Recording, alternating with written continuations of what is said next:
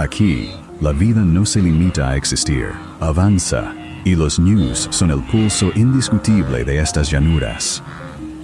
Reunidos por millones, obedecen a un antiguo e ineludible reloj biológico. Ahora mismo, solo les dicta una cosa: alimentarse. Bajo este calor reverberante, la manada parece estar completamente en paz.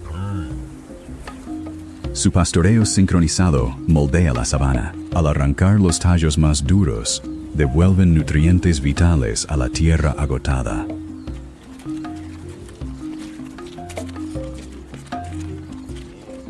Pero en la sabana, la paz no es más que una ilusión, una pausa breve y frágil antes de que despierten los cazadores.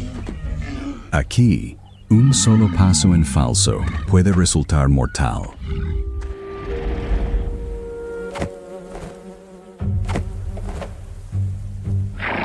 En la naturaleza salvaje no existe la compasión. En el brutal cálculo de la supervivencia, los más vulnerables se convierten involuntariamente en escudo de los fuertes. La sabana no está en paz, simplemente contiene la respiración. Bajo el sofocante calor del mediodía, los depredadores supremos de la sabana parecen sorprendentemente inactivos. Una manada de leones puede dormir hasta 20 horas al día. No es letargo, sino una estrategia altamente evolucionada para conservar energía.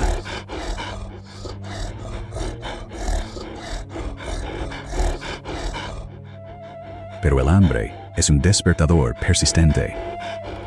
Y las matriarcas siempre son las primeras en responder a su llamada. Sus ojos color ámbar son 6 veces más sensibles a la luz que los de un ser humano. No se limita a observar, calcula la distancia y selecciona a los más vulnerables. Analiza cada leve cambio del viento para mantener oculto su olor y registra cada mata de hierba seca como una posible cobertura. El resto del mundo se desvanece, dejando únicamente la geometría precisa de la emboscada inminente. A unos cientos de metros, los ñus siguen aferrados a una falsa sensación de seguridad. El viento barre las llanuras, lleva su olor directamente hasta los depredadores y mantiene oculto el peligro situado a sotavento. Los músculos de la leona se tensan, preparándose para una explosión anaeróbica de velocidad. Cada miembro de la manada comprende instintivamente su papel en la compleja geometría de la emboscada. El grupo de caza se pone en movimiento. La sabana es un escenario de profunda indiferencia. El sol golpea la tierra seca, ajeno al drama que está a punto de comenzar. En esta vasta arena, la supervivencia depende de unos pocos centímetros y de fracciones de segundo. Sin embargo, bajo esta apariencia tranquila, la naturaleza sigue siendo despiadadamente imparcial. No toma partido, solo proporciona el escenario para el drama que se avecina.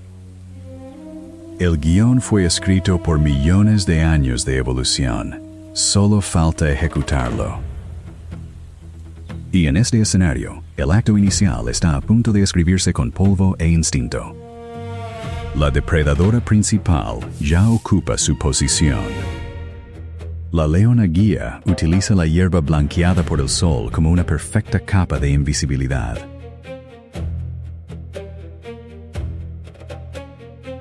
Al caminar sobre las puntas de las patas, reduce al mínimo el contacto con la vegetación seca. Sus omóplatos absorben cada impacto y garantizan un silencio absoluto.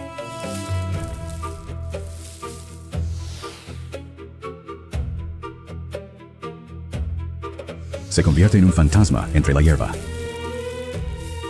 Con la cabeza inclinada hacia el suelo, el campo de visión del ñu se reduce drásticamente, creando un punto ciego potencialmente mortal.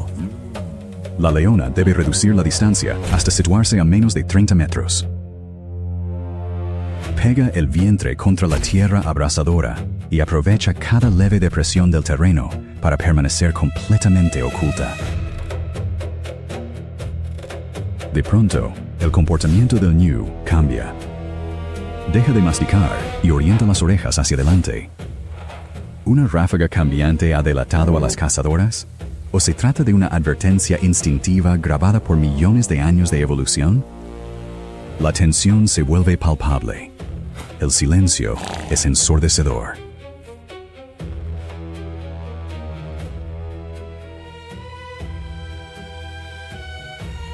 La leona sabe que ha sido descubierta. El sigilo debe dar paso ahora a una fuerza explosiva. Sus enormes patas traseras entran en acción y la impulsan hacia adelante con una aceleración aterradora. La emboscada ha terminado. En una fracción de segundo, el ritmo cardíaco de la leona se duplica y sus músculos reciben el oxígeno necesario para el sprint definitivo. Todo su ser está concentrado en el objetivo. A partir de ahora, la menor vacilación convertirá una emboscada perfecta en un fracaso total. La antigua danza entre depredador y presa ha comenzado oficialmente. La sabana estalla. El pánico se apodera del ñu aislado y desencadena una huida desesperada por sobrevivir.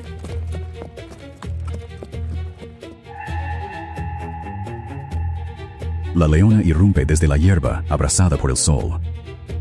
A toda velocidad, recorre unos 15 metros por segundo. Su columna se flexiona como un resorte comprimido y potencia cada zancada explosiva. Es una carrera mortal de alto riesgo contra el rápido aumento de su propia temperatura corporal. Una oleada colectiva de pánico atraviesa la manada y convierte a miles de individuos en un único organismo en fuga. El ñu aislado lucha por reunirse con la manada, pero la leona ya está acortando la distancia. Para el ñu, sobrevivir es brutalmente sencillo. No tiene que ser el más rápido de la manada, simplemente no puede ser el más lento. El polvo arremolinado y el laberinto de pezuñas al galope forman una barrera defensiva diseñada para desorientar a la depredadora. La distancia desaparece. El impacto es catastrófico. Con casi 140 kilos de músculo y el impulso de la carrera, la leona desequilibra al ñu y derriba al pesado herbívoro con precisión calculada. La resistencia del ñu acaba cediendo. La leona cierra sus poderosas mandíbulas alrededor de la tráquea, ejerce cientos de kilos de presión y pone fin rápidamente a la lucha al privarlo de oxígeno. Este es el desenlace inevitable de una persecución ancestral. Esta agotadora cacería es un triunfo. Aporta una enorme cantidad de calorías y suficientes proteínas esenciales para alimentar a las leonas durante varios días. El olor de un ñu recién abatido se propaga con rapidez y actúa como un faro para carroñeros oportunistas como las hienas y los buitres. Por ahora, sin embargo, la manada de leones se ha ganado el festín y transforma esa energía vital en alimento para la próxima generación de depredadores supremos. Comienza el festín de la manada. En la sabana, nada se desperdicia. Para acceder a la carne rica en nutrientes, las leonas deben atravesar primero la resistente piel del ñu. Utilizan los dientes carnaciales situados en la parte posterior de las mandíbulas, que funcionan como tijeras biológicas capaces de cortar piel gruesa y músculo con una eficacia devastadora. Las cazadoras se dirigen primero a los órganos internos más nutritivos: el hígado, el corazón y los riñones, para obtener la mayor cantidad posible de vitaminas y oligoelementos esenciales para sobrevivir en este entorno hostil. Una leona adulta puede consumir hasta una cuarta parte de su propio peso corporal en una sola comida. Su estómago, extremadamente ácido, está perfectamente adaptado para digerir con rapidez enormes cantidades de proteína cruda y neutralizar los posibles patógenos presentes en la carne. Mientras la manada se sacia, prepara sin querer el cadáver para los consumidores secundarios del ecosistema. Los buitres y las hienas rodean el perímetro, esperando su turno en la mesa ecológica. El sacrificio del ñu se transforma en energía vital, lo que permite que el dominio de estos depredadores supremos continúe un día más sobre este reino dorado.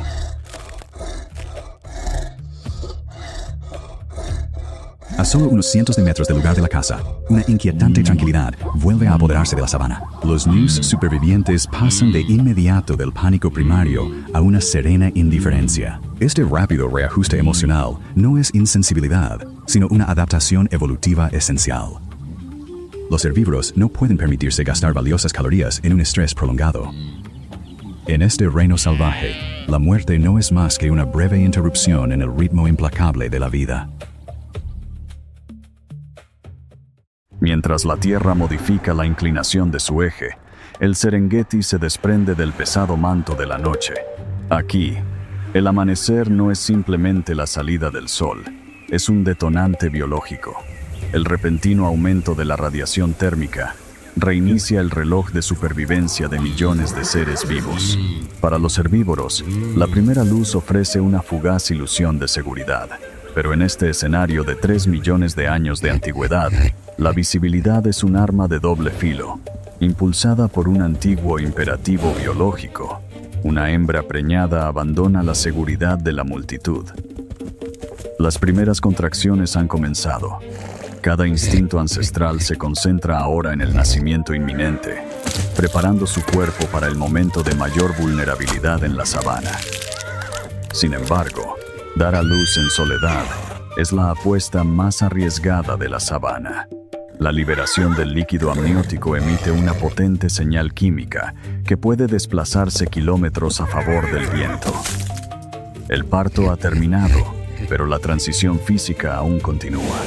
El potro recién nacido permanece parcialmente envuelto en el saco amniótico, esta membrana translúcida, que le proporcionó una protección vital dentro del útero, debe desprenderse ahora.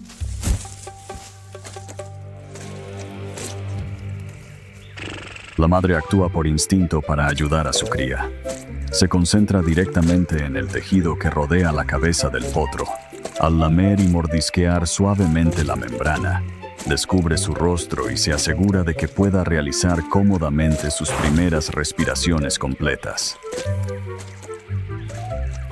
El impulso instintivo del potro por ponerse en pie cumple aquí una función biomecánica esencial. Cuando estira sus largas patas y empuja hacia arriba, la gravedad y el peso del tejido empapado de líquido actúan junto con sus movimientos. Esta tensión mecánica combinada estira y rompe la membrana, desprendiéndola progresivamente del pelaje y liberando por completo las patas traseras para que pueda moverse. El primer contacto es delicado, pero está impulsado por una urgencia absoluta. Al limpiar meticulosamente a su cría, la madre no solo demuestra afecto, también elimina activamente el olor del nacimiento, una medida vital contra los depredadores que rastrean este paisaje mediante el olfato. Mientras se acarician con el hocico, se forja un vínculo invisible que durará toda la vida. La madre se coloca deliberadamente entre su cría y el resto del mundo.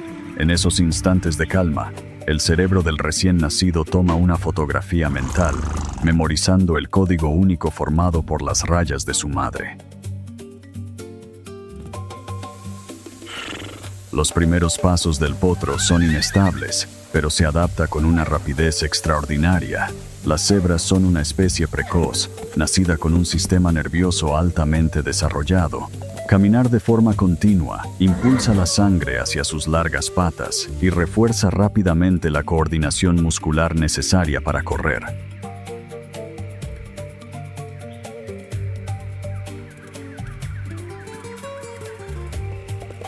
La madre marca el ritmo y evalúa constantemente la resistencia de su cría. Conduce deliberadamente al potro fuera de la vegetación densa, dando los primeros pasos calculados para reunirse de nuevo con la protección numérica de la manada. Un cambio en el viento transporta por la sabana el olor del potro recién nacido. Una manada de leonas intercepta esta señal química. Su sistema olfativo está altamente especializado y les permite determinar la dirección exacta y la distancia aproximada de una posible presa sin necesidad de confirmación visual. Para reducir la distancia sin ser detectadas, las leonas dependen de sus adaptaciones físicas. Su pelaje leonado se funde perfectamente con la hierba seca. Avanzan en una formación coordinada, dispersándose para flanquear a la madre y a su única cría. Las almohadillas suaves y gruesas de sus patas absorben el impacto de su peso, permitiéndoles desplazarse por el terreno seco casi en absoluto silencio. La estrategia de la manada está determinada por su biología. Los leones poseen una resistencia limitada para las persecuciones prolongadas, por lo que necesitan reducir al mínimo la distancia antes de iniciar el sprint. Todas fijan su atención en el joven potro, analizan sus movimientos inseguros y su incapacidad para alcanzar la máxima velocidad, y lo identifican como el objetivo con mayores probabilidades de éxito.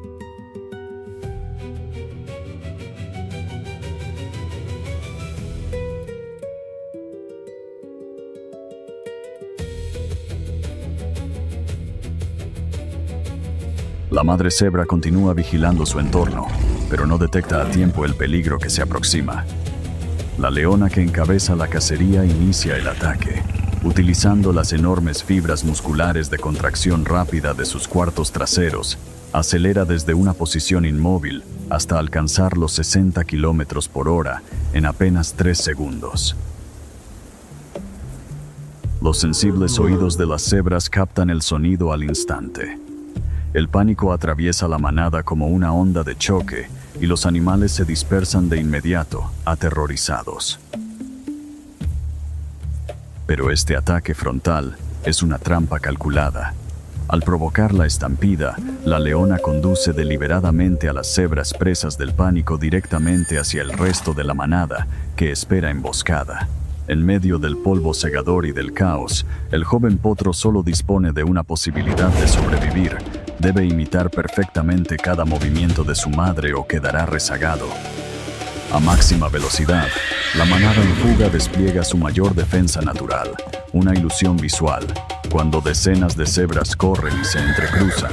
Sus rayas blancas y negras se fusionan en una imagen vertiginosa y confusa. Este fenómeno, conocido como deslumbramiento por movimiento, dificulta enormemente que un león en persecución pueda calcular la velocidad, la distancia o aislar a un solo individuo. El polvo asfixiante de la sabana seca aumenta todavía más la confusión del depredador. La persecución obliga a la manada a llegar hasta la orilla de un río de corriente rápida. Las cebras quedan atrapadas entre los leones que se aproximan y las aguas turbulentas. Ante la amenaza inmediata en tierra firme, toman una decisión calculada. Lanzarse a la peligrosa corriente ofrece estadísticamente una mayor probabilidad de supervivencia. Al entrar en el agua, su ventaja de velocidad queda neutralizada al instante. La densa corriente agota rápidamente su resistencia. Sus pezuñas, evolucionadas para obtener tracción sobre el duro suelo de la sabana, tienen dificultades para encontrar estabilidad en el resbaladizo lecho del río. El movimiento masivo crea un cuello de botella que empuja a los animales hacia las zonas más profundas del cauce. Esta enorme alteración acuática alerta a un depredador supremo completamente diferente. Los cocodrilos del Nilo utilizan receptores sensoriales especializados situados a lo largo de sus mandíbulas para detectar vibraciones de baja frecuencia en el agua. Así pueden localizar con precisión a las cebras que luchan contra la corriente y avanzar para interceptarlas.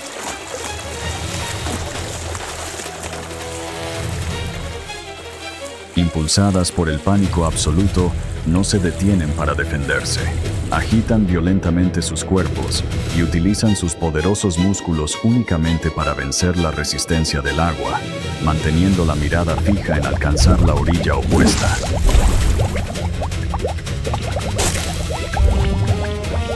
Este cruce temerario constituye un brutal cálculo evolutivo, al desplazarse como una masa densa y caótica, utilizando el máximo esfuerzo físico, saturan la capacidad de los depredadores para seleccionar un objetivo con eficacia. La seguridad individual se sacrifica temporalmente en favor del impulso colectivo. Gracias a su resistencia física, la inmensa mayoría consigue trepar por la orilla y escapar con éxito de la amenaza acuática. A salvo en la orilla opuesta, el ritmo cardíaco colectivo de la manada comienza a disminuir. El enorme aumento de adrenalina y cortisol necesario para la huida a gran velocidad se disipa lentamente de sus torrentes sanguíneos. El río ha actuado como un despiadado filtro evolutivo. Los animales que permanecen en esta orilla han superado con éxito una rigurosa prueba de resistencia física y conciencia espacial. En el ecosistema de la sabana, la paz no es más que un reinicio biológico temporal. Sus radares sensoriales permanecen activos, analizando el viento en busca de la próxima amenaza inevitable.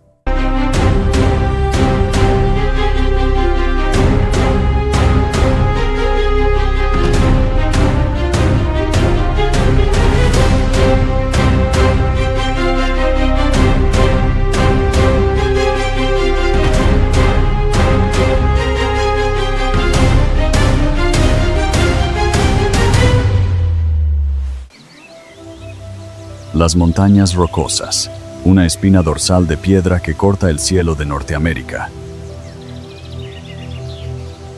Aquí, la altitud dicta las reglas, y solo los más tenaces sobreviven. A 3.000 metros de altura, el concepto de equilibrio se redefine. La cabra de las rocosas no desafía la gravedad, la comprende.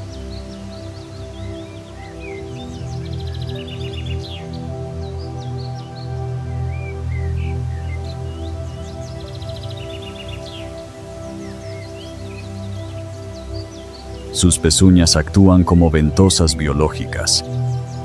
Un núcleo interior blando y gomoso que se amolda a la roca, rodeado por un borde afilado de queratina que se ancla en fisuras milimétricas.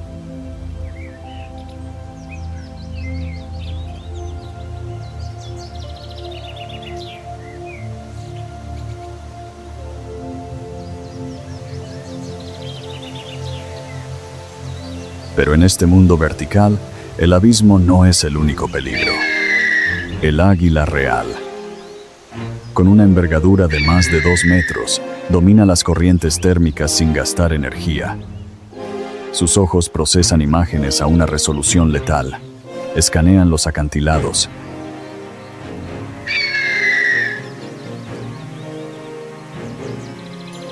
Para un cabrito, una sombra que desciende desde el sol es una sentencia de muerte.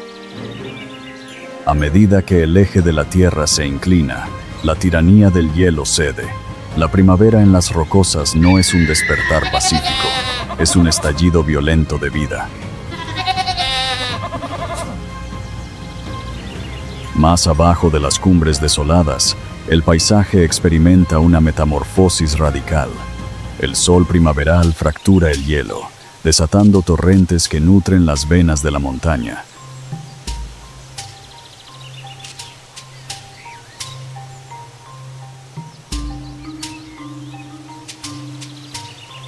En estos prados alpinos, la flora tiene solo una breve ventana para florecer. Es un festín efímero. Rebaños enteros descienden a estas terrazas verdes, aprovechando esta explosión botánica para recuperar la masa corporal perdida durante el crudo invierno.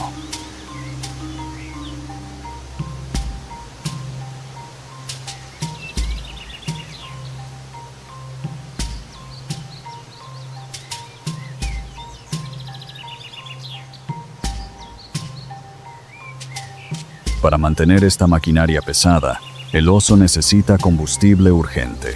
Su instinto lo guía hacia las arterias heladas de la montaña, los ríos de deshielo. Aquí, el salmón rojo libra su propia batalla contra la corriente. Es una cápsula pura de energía, un festín denso en lípidos, vital para reconstruir las reservas de grasa del oso tras meses de ayuno.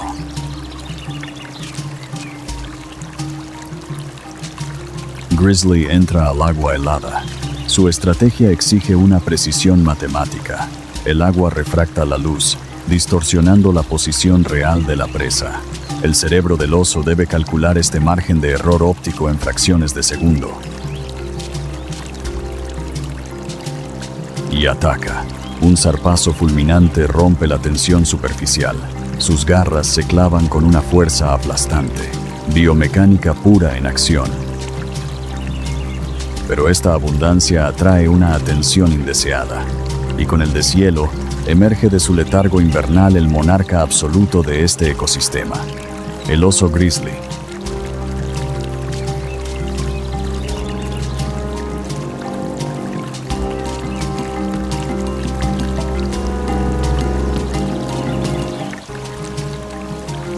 300 kilos de músculo denso. Su metabolismo de inanición exige calorías urgentes. Observe el enorme montículo de masa muscular sobre sus hombros. Es un motor biomecánico, diseñado para destrozar raíces congeladas o volcar rocas enteras.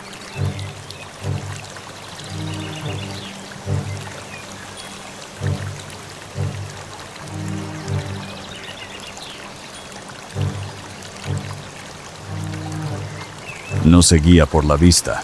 Su cerebro dedica un espacio extraordinario al bulbo olfatorio. Este radar biológico, 100 veces más sensible que el nuestro, rastrea moléculas en el viento. Puede oler el miedo, o una cría de ciervo wapiti oculta a kilómetros de distancia. Cuando pasa de recolector a cazador, la fuerza bruta se transforma en sigilo absoluto. Con un caminar sorprendentemente silencioso, el grizzly lee el viento, calculando cada paso para amortiguar el sonido bajo sus patas.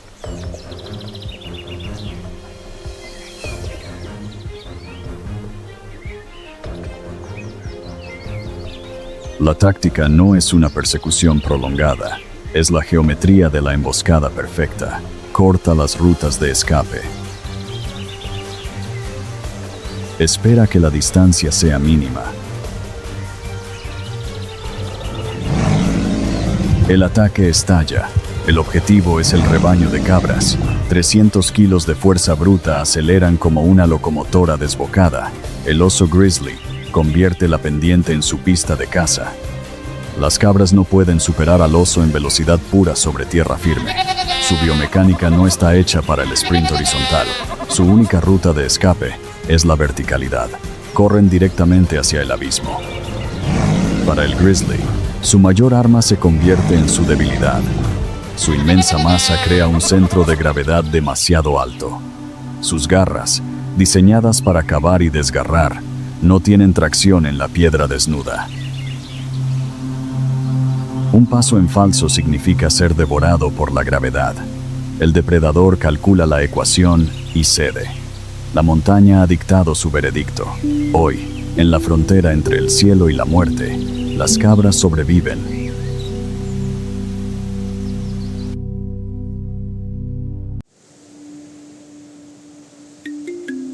Los paisajes más impresionantes de la naturaleza suelen ocultar los escenarios más mortíferos. El valle del río Chulishman, una fortaleza de piedra esculpida por antiguos glaciares. Bajo estos imponentes acantilados, la vida encuentra su propio ritmo. El verano trae una explosión de energía al valle, pero la estación es breve, obligando a cada criatura a aprovecharla al máximo. En este vasto paisaje, el éxito pertenece a quienes saben adaptarse y prosperar. Una piara de jabalíes trabaja sin descanso. Para ellos, la tierra seca esconde un festín. Utilizando sus poderosos hocicos como arados vivientes, desentierran con facilidad raíces ricas en nutrientes ocultas bajo el suelo. En el mundo natural, la serenidad es frágil y la atmósfera puede cambiar en un solo latido. El agua es una fuente de vida, pero la orilla del río es una lotería mortal. Sumergido en las aguas poco profundas, un maestro del camuflaje espera en absoluto silencio. Más adelante, junto a la ribera, el valle revela su lado más apacible. Para una leona preñada, las tranquilas aguas poco profundas ofrecen un refugio seguro donde prepararse para la llegada de una nueva vida. Traer nuevas vidas a este implacable entorno salvaje supone una agotadora prueba física. Cada músculo se tensa mientras su cuerpo se prepara para dar a luz a la próxima generación de reyes del Altai. Un rugido primitivo rompe el silencio. Al respirar por primera vez, los recién nacidos encuentran consuelo inmediato en las ásperas y tranquilizadoras caricias de la lengua de su madre. Con el paso de las semanas en el valle, los cachorros dejan de ser recién nacidos frágiles y se convierten en aprendices fuertes y vigorosos. Mientras descansa en las frescas aguas poco profundas, la leona acicala suavemente a sus crías. Para la familia de tigres, jugar es sobrevivir. Cada salto perfecciona sus letales habilidades de emboscada. Una manada de ñus pasta tranquilamente en el valle abierto. Su defensa colectiva depende de cientos de ojos y oídos. Pero la alta hierba del verano les proporciona una falsa sensación de seguridad. Ignoran por completo al fantasma que los observa desde las sombras. Criar cachorros en crecimiento exige una cantidad asombrosa de energía.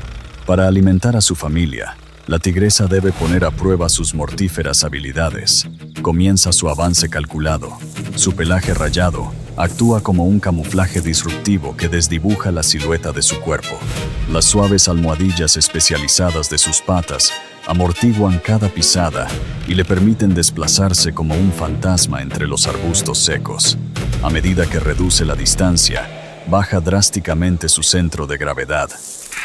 Su visión binocular se fija en un único objetivo vulnerable que se ha alejado hacia el borde de la manada. Los ñus poseen redes sensoriales altamente evolucionadas. Un solo resoplido de alarma de un centinela desencadena una reacción en cadena instantánea. Un cambio repentino en el viento, una rama que se quiebra, la frágil paz se rompe al instante. El pánico se propaga como un incendio biológico. El instinto puro de supervivencia toma el control y lanza cientos de cuerpos a una estampida caótica, pero sincronizada. Miles de pezuñas golpean la tierra endurecida y levantan una enorme cortina de polvo.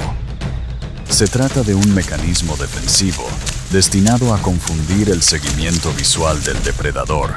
Bajo la piel de la leona, poderosos músculos se comprimen como resortes tensados, almacenando una enorme energía cinética para el sprint final y explosivo. El margen de error es absolutamente nulo.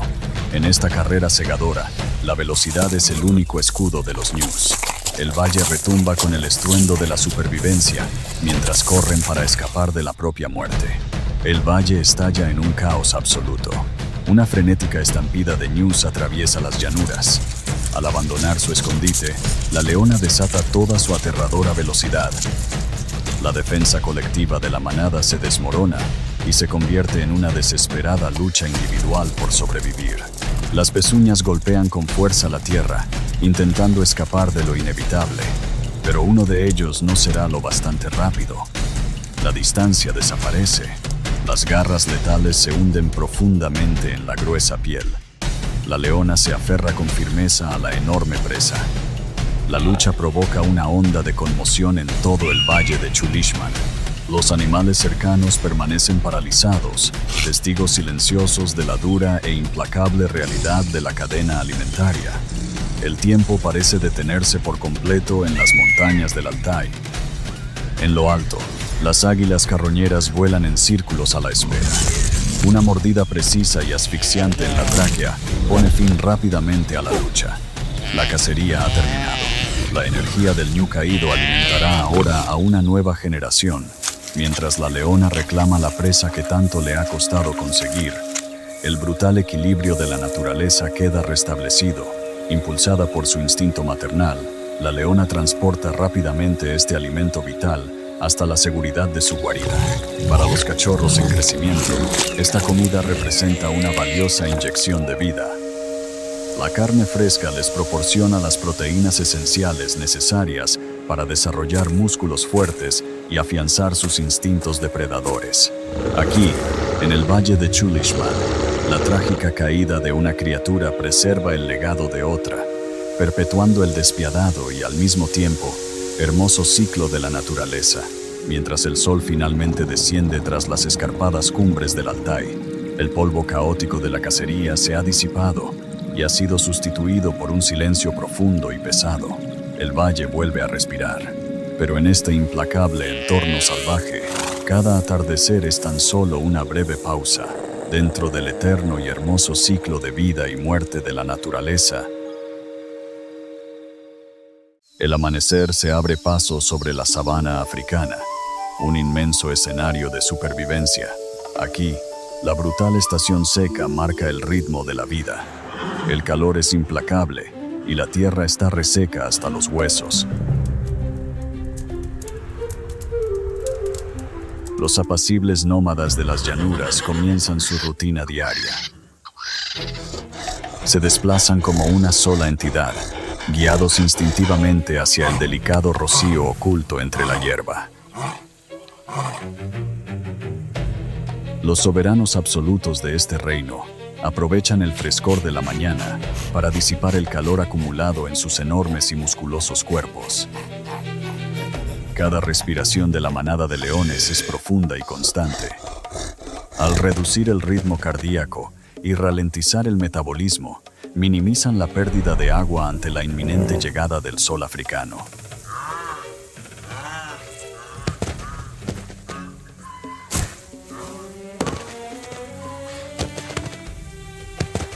Los leones simplemente descansan, mientras reparan activamente las fibras musculares de contracción rápida y recuperan energía para la explosiva cacería que les espera.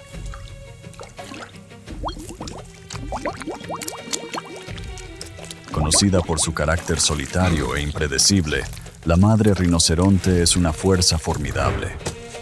Pero su cría es una presa vulnerable en una tierra llena de oportunistas. La supervivencia de la madre rinoceronte depende de mucho más que su enorme tamaño y sus temibles cuernos. Debido a su visión notoriamente deficiente, reconstruye constantemente el mundo que la rodea mediante un oído y un olfato extraordinariamente agudos. Un tenue y peligroso olor acaba de cruzar la sabana.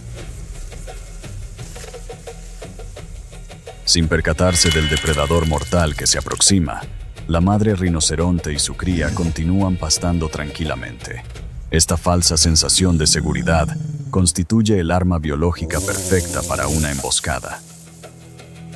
Al erguirse de repente, la leona emite una señal visual cinética, una orden silenciosa transmitida mediante la postura, que sincroniza a la manada de leones para ejecutar un ataque táctico coordinado. La leona y el resto de la manada avanzan.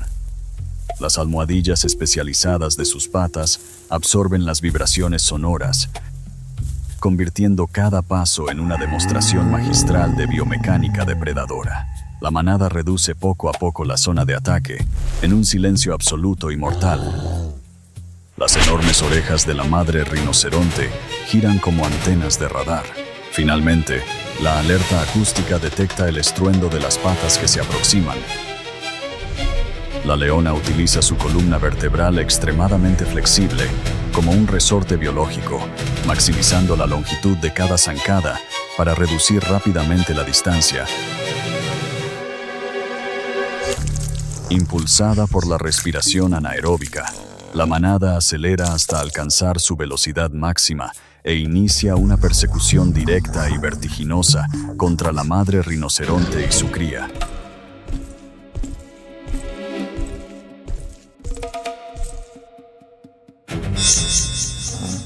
Los agudos sentidos de la madre rinoceronte se intensifican drásticamente. El olor del polvo, el sudor y la muerte que se aproxima.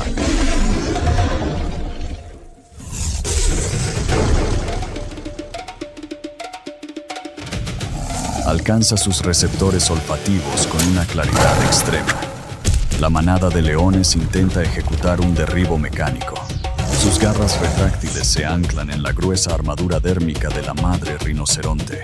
El principal objetivo depredador consiste en seccionar la médula espinal o colapsar la tráquea, pero la enorme densidad de sus tejidos resiste activamente la penetración estructural.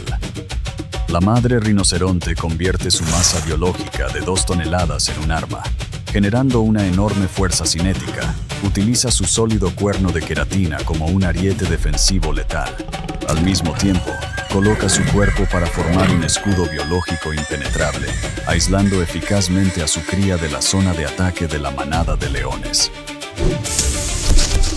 La evaluación del riesgo por parte de los depredadores cambia de forma repentina.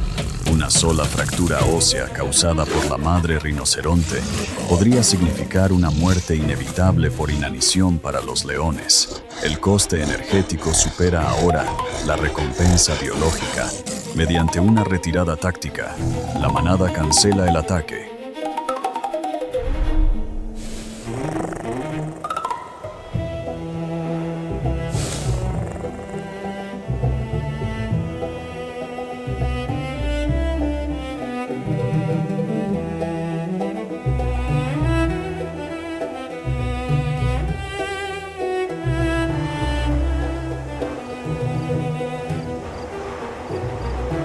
la sabana africana, recupera su equilibrio.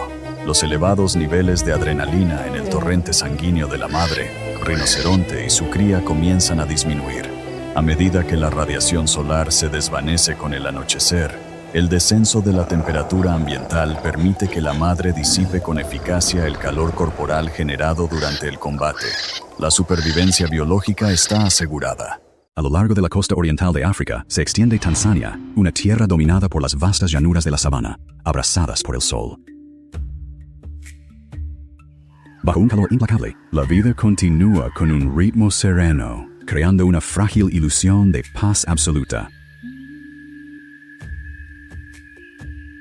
Los antílopes ya están en marcha, deslizándose sin esfuerzo por las vastas llanuras. Su viaje es una imagen de serena elegancia.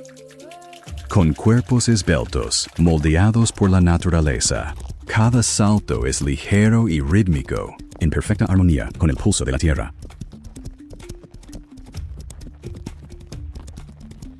No muy lejos, una inmensa procesión avanza suavemente por las llanuras. Los ñus siguen adelante, y el retumbar de sus pezuñas suena como el latido de la tierra, un ciclo eterno y apacible.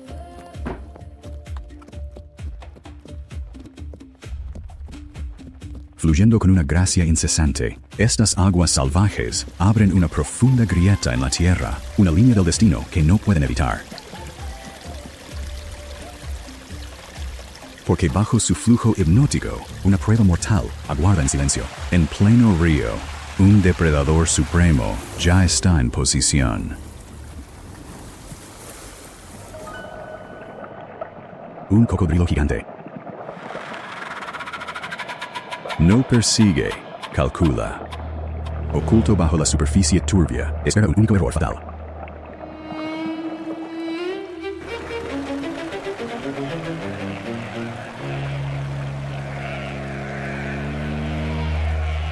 Miles de ñus y antílopes se apiñan en las empinadas orillas fangosas, impulsados por un antiguo instinto migratorio, pero paralizados por la fuerza brutal y violenta de las corrientes embravecidas.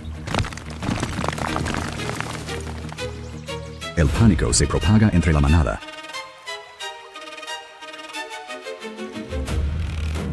Pero el agua furiosa es solo una distracción.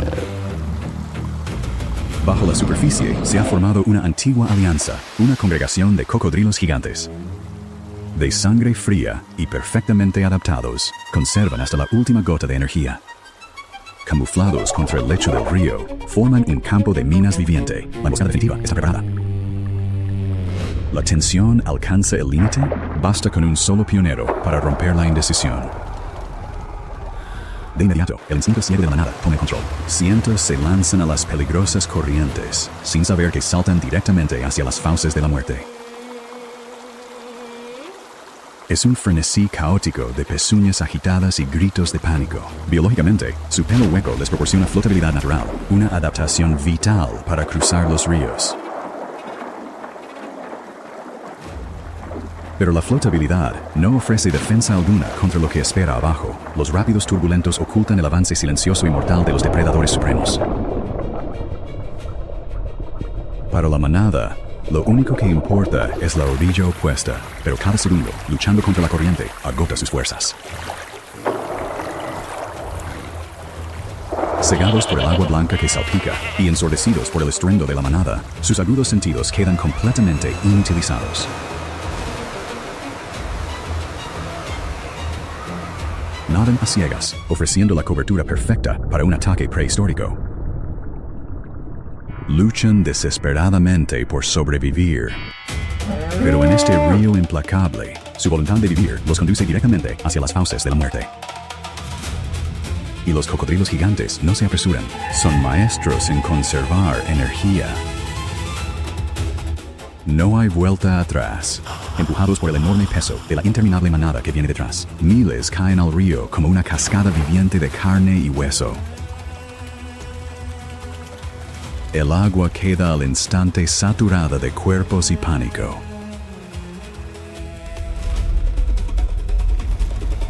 Es un espectáculo de desesperación colectiva y para los gigantes prehistóricos que aguardan, esto ya no es una cacería, es un festín servido directamente en su territorio.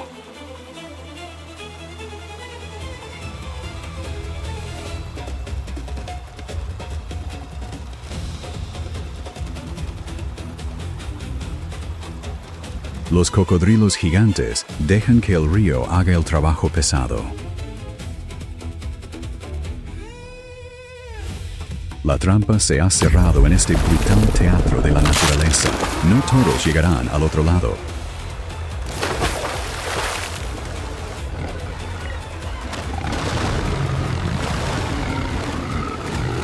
El pánico estalla. La ilusión de seguridad se rompe cuando el río revela su verdadera naturaleza. Bajo la superficie, el ataque es súbito y devastador. Los cocodrilos gigantes apuntan a las patas delgadas de sus presas.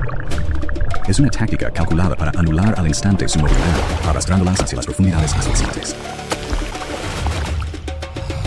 El río se convierte en un caldero hirviente de depredadores y presas. Con mandíbulas capaces de ejercer toneladas de presión, los cocodrilos se aferran. Los antílopes luchan con todas sus fuerzas, pero en esta arena acuática, el poder evolutivo bruto favorece a los reptiles. Mientras algunos caen, la gran mayoría sigue avanzando. Con un último impulso, trepan por las orillas y escapan del río de la muerte. El ataque es implacable. Los cocodrilos gigantes ejecutan el infame giro de la muerte, una brutal demostración de perfección biomecánica. La voluntad de vivir puede desafiar todas las probabilidades. En el salvaje teatro de la sabana, sobrevivir hoy es la victoria definitiva. Para estos pocos afortunados, el cruce ha terminado.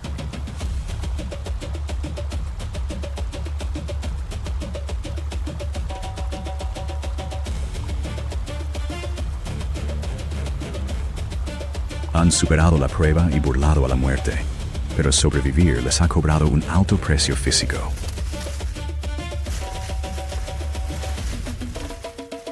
La seguridad es un lujo temporal. Aquí, en tierra firme, la manada entra en una fase crucial de recuperación.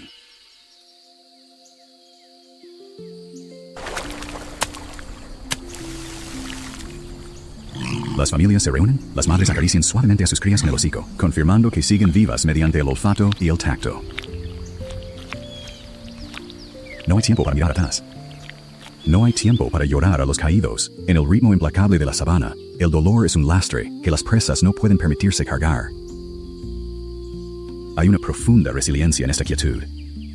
Para estos animales, sanar no es un proceso médico, sino un silencioso acto de resistencia. Descansan no para quedarse, sino para prepararse para los kilómetros que aún les esperan.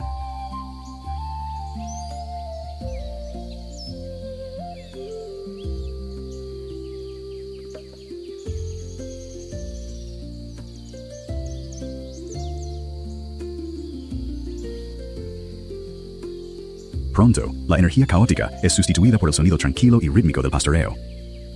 Comer es mucho más que alimentarse, es una forma de recuperar el equilibrio. Cada bocado de hierba ayuda a reconstruir las reservas de energía agotadas y restaura el ritmo sereno de la manada.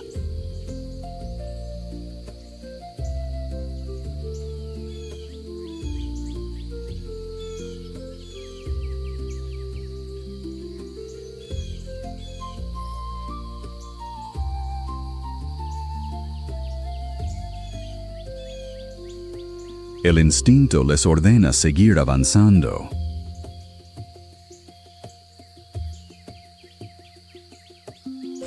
Quedarse atrás de la manada significa atraer la atención mortal de los depredadores terrestres. Su extraordinaria resiliencia es la verdadera obra maestra de la evolución.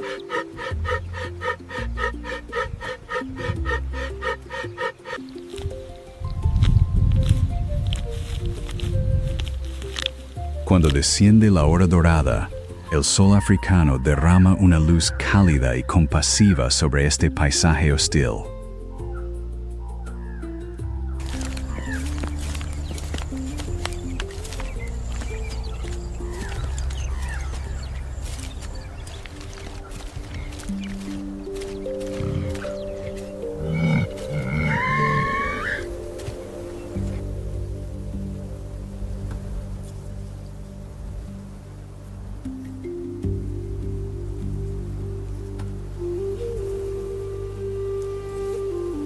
Hoy, el río ha cobrado su precio, alimentando a los reptiles supremos que acechan abajo, pero la manada resiste.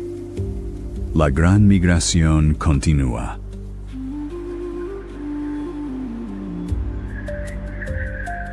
un ciclo eterno de sacrificio y supervivencia que avanza sin descanso hacia la luz que se desvanece.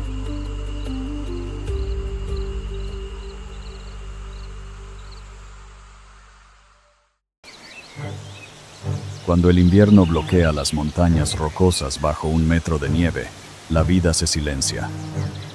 Pero en este desierto congelado, una silueta de fuego desafía el frío.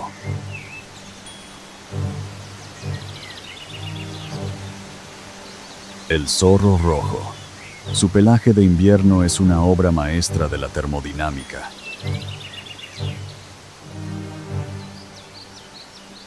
Una capa interna densa atrapa el calor corporal, mientras que los pelos guardianes repelen la humedad.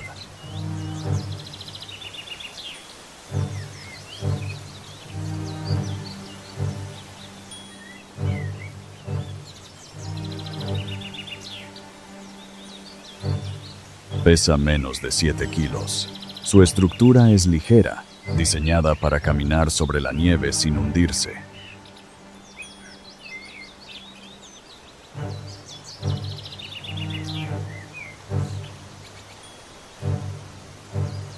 Es un cazador solitario, un fantasma que patrulla un reino donde el error más pequeño se paga con la inanición.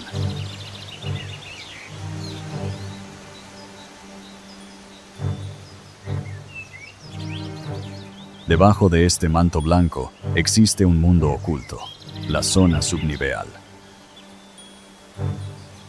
Una red de túneles donde los roedores se creen seguros, pero el zorro posee un radar biológico letal. Sus orejas actúan como antenas parabólicas independientes, capaces de captar frecuencias bajas a casi 1 metro de profundidad. Está escuchando el crujido de la nieve bajo las patas de un ratón. El cerebro del zorro procesa los datos, calcula la profundidad, la dirección y la velocidad.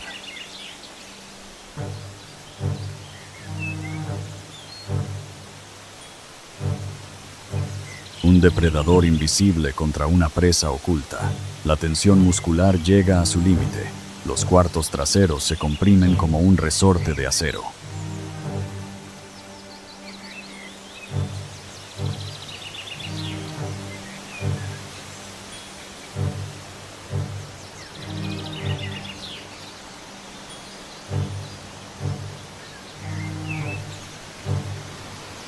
El salto, una trayectoria parabólica perfecta, utiliza el campo magnético de la Tierra para alinear su ataque. La gravedad se encarga del resto. Su cuerpo se convierte en un misil perforante que rompe la corteza helada. Pero el zorro no devora su trofeo. El instinto paternal anula el hambre inmediata. Esta cápsula de energía tiene un destino más importante. Debe cruzar kilómetros de bosque hostil antes de que la noche congele su casa.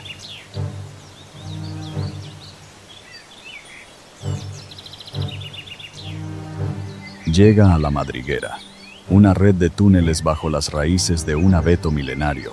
Al instante, los cachorros emergen. No hay ternura en su recepción. Es una competencia feroz por la supervivencia. Desgarran la carne para alimentar su rápido metabolismo.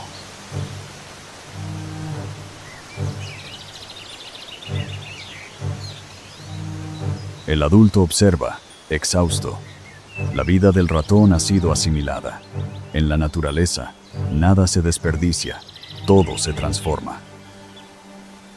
Within this dense, tangled microclimate, smaller species do not merely hide, they integrate. Utilizing rapid thermoregulation and acute seismic sensitivity, they turn the interlocking root systems into an advanced early warning grid.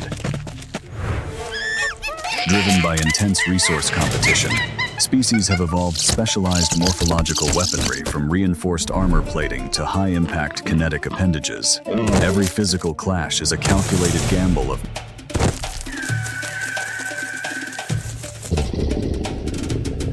the victor claims the ultimate ecological prize, exclusive access to caloric reserves and reproductive rights. In this harsh coastal fortress, conflict is the crucible that forces evolution forward. Beyond the relentless salt winds, the dense interior of the coastal scrub, forms an impenetrable biological shield. Here, the interlocking canopy creates a stable microclimate, protecting life from the scorching ultraviolet radiation.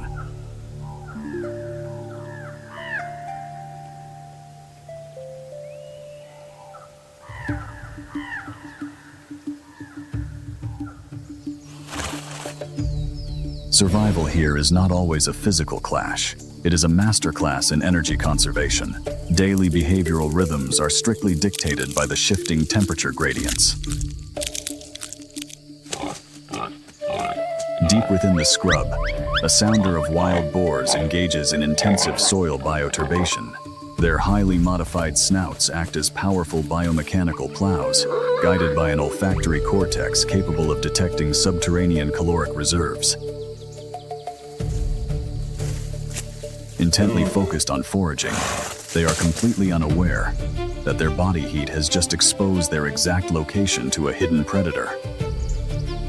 A tiger relies on its natural camouflage. Its vertical stripes blend perfectly with the shadows of the palm leaves, making a 200-kilogram predator completely invisible. Wild boars possess an exceptional sense of smell, often surpassing that of dogs. To counter this, the tiger continuously monitors the airflow, moving strictly upwind so its scent is blown in the opposite direction. A tiger's paw is a masterpiece of sound suppression. Thick fat pads absorb the entire weight of its body, while a specialized ligament system keeps the claws fully retracted, ensuring absolute silence.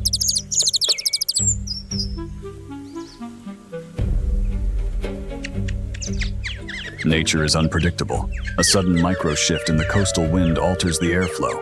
Instantly, the tiger's chemical signature is carried directly into the boar's highly sensitive snouts.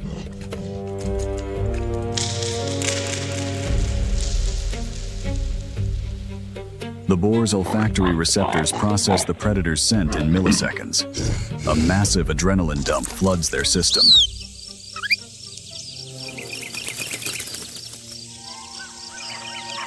Forced to react, the tiger abandons stealth. Its fast-twitch muscles fire simultaneously, releasing the stored elastic energy to launch 200 kilograms forward. The kinetic chase officially begins. The ambush explodes into a high-speed pursuit. Propelled by massive muscle contractions, the 200-kilogram predator accelerates to 60 kilometers per hour in seconds. But this is a biological ticking clock. It must secure the kill before lactic acid paralyzes its legs. But an apex predator is built to bypass chaos. The tiger's visual cortex instantly filters the distractions, locking onto a single, slightly slower individual. The death sentence is signed. Every ounce of kinetic energy is now laser-focused on this one prey.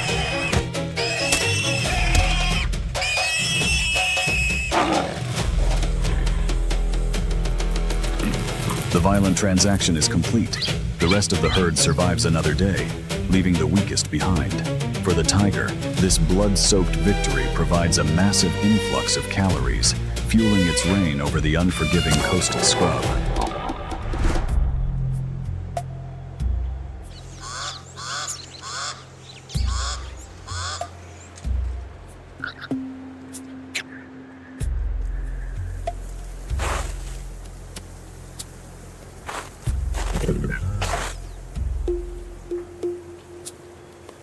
Driven by deep-rooted instincts, the apex predator seeks the sanctuary of the dense scrub.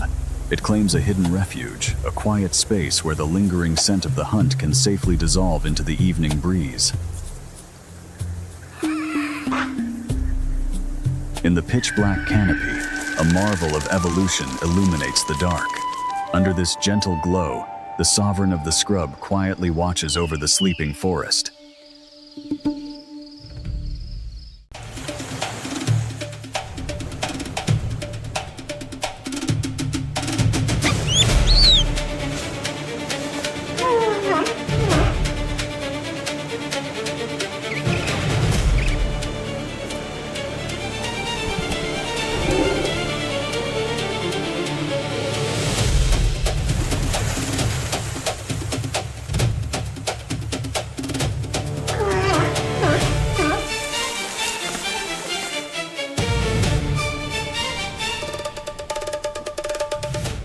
Antarctica, a continent isolated by the unforgiving circumpolar current, holding 70% of Earth's fresh water within a frozen desert.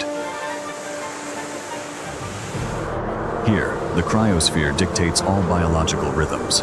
During winter, the sea ice expands to cover an area larger than the continent itself, effectively doubling Earth's reflective surface.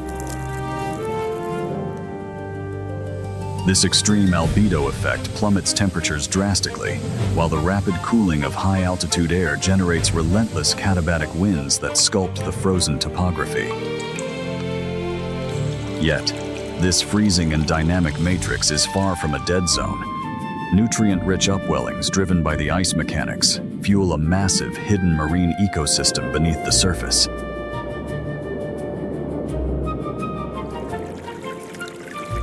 Piercing the ice canopy reveals a subglacial realm where the physical rules of survival are entirely rewritten. Here, the ocean remains liquid at sub-zero temperatures, stabilized by extreme salinity and crushing hydrostatic pressure. In this twilight zone, the base of the food web operates entirely suspended in the water column. Vast clouds of drifting microorganisms are systematically harvested by highly efficient filter-feeding swarms, instantly converting primary biomass into dense mobile protein. To inhabit this freezing abyss, the residents have evolved biochemical miracles. Many predators circulate antifreeze glycoproteins within their bloodstream, preventing the crystallization of cellular fluids while operating at a radically reduced metabolic pace. This subglacial ocean operates not as a chaotic battleground, but as a synchronized ecological network.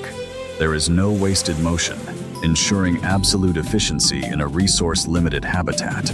Beneath the static, frozen shell of Antarctica, a finely tuned biological engine quietly sustains the perpetual cycle of life.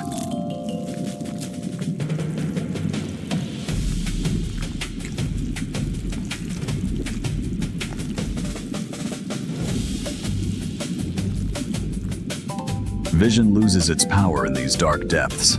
Survival now depends on an extraordinary sensitivity to water movement. Both predators and prey feel the faintest vibrations, reading invisible waves to pinpoint each other in the pitch black.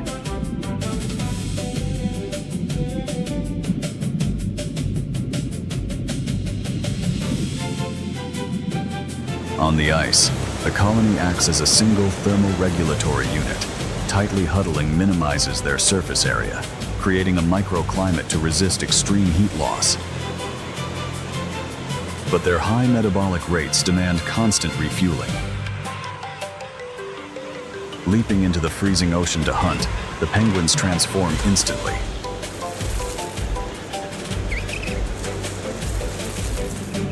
Water pressure compresses their feathers, shifting their biomechanics, turning clumsy walkers into streamlined, high-speed marine predators in pursuit of prey.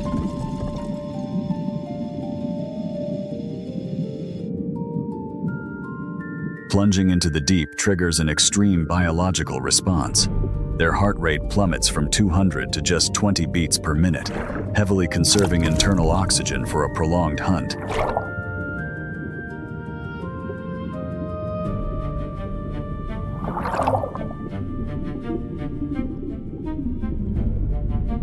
Capture is instantaneous. Backward-facing barbs inside their beaks secure the struggling catch. They consume the biomass mid-swim, maintaining a flawless hydrodynamic profile to seamlessly continue the assault. Above the waterline, there is no biological refuge. Relentless katabatic winds strip heat instantly from any exposed tissue, enforcing a brutal thermodynamic rule. In Antarctica, the surface is never a sanctuary. It is only a brief necessity.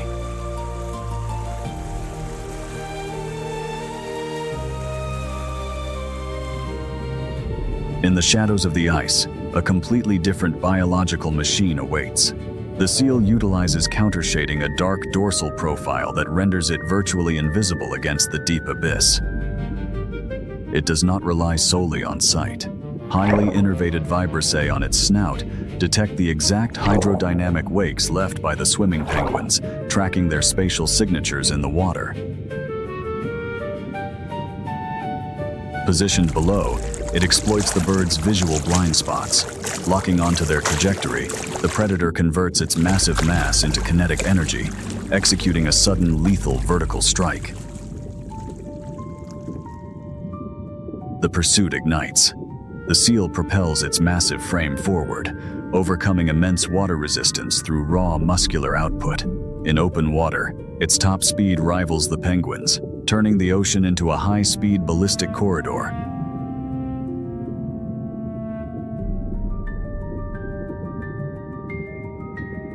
But the penguin holds a critical biomechanical advantage, a superior turning radius.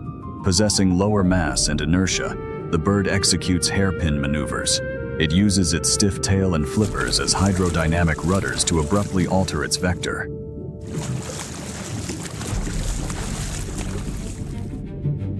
The seal's greater mass becomes a physical liability in sharp turns. However, it compensates with sheer acceleration. This relentless chase pushes both animals into anaerobic respiration. Lactic acid floods their muscles as they burn through their finite oxygen reserves.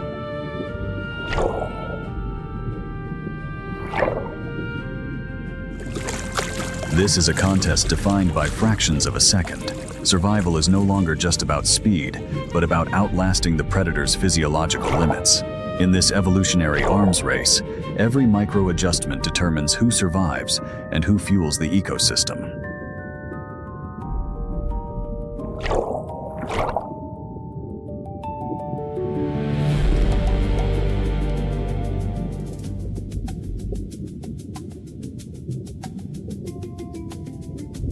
The high-speed pursuit is abruptly shattered by a tectonic shift in water pressure. Low-frequency infrasound vibrations capable of traveling hundreds of kilometers reverberates through the seal's skeletal structure. Something colossal is ascending from the abyssal zone.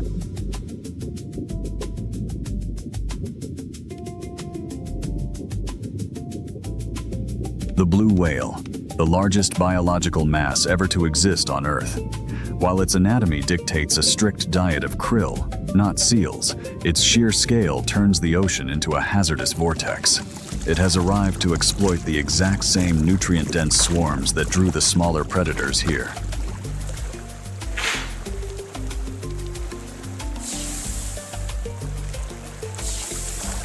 Executing a massive kinematic lunge, the Leviathan unhinges its jaws. Its ventral pleats expand exponentially, engulfing up to 90 tons of water and biomass in mere seconds.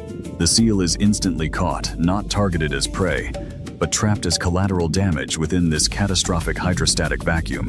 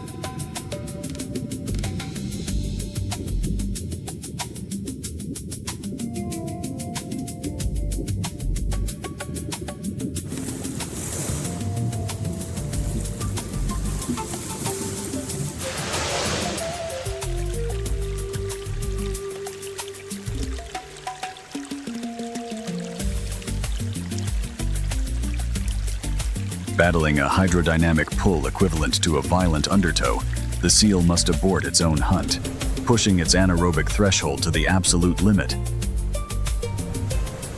It uses maximum muscular torque to propel itself out of the engulfment zone, escaping just milliseconds before the dense baleen plates clamp shut.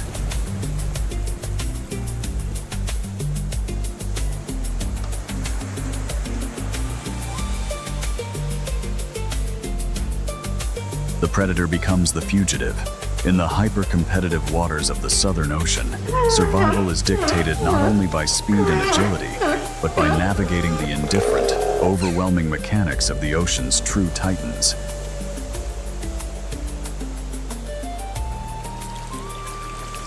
The light fades, and the polar night reclaims the ice. Above, a frozen, absolute silence. But below, the biological pulse never stops. In the deep dark of Antarctica, the brutal ballet of survival dances on. The savanna is not merely a landscape, it is a thermodynamic engine. Here, sunlight is the primary currency, driving a relentless biological economy. For apex predators, hunting is not an act of malice, but a strict calculation, waiting for the exact moment to seize that energy with minimal caloric waste. On these plains, herbivores act as living energy converters, guarded by a hypersensitive sensory network.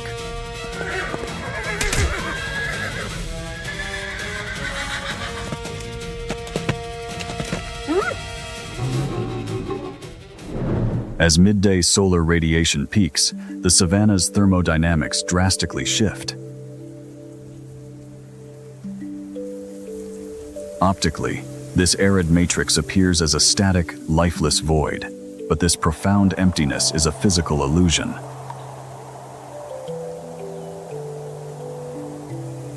To survive, the flora utilizes microphyllae, minimizing leaf surface areas to halt transpiration and lock in cellular moisture.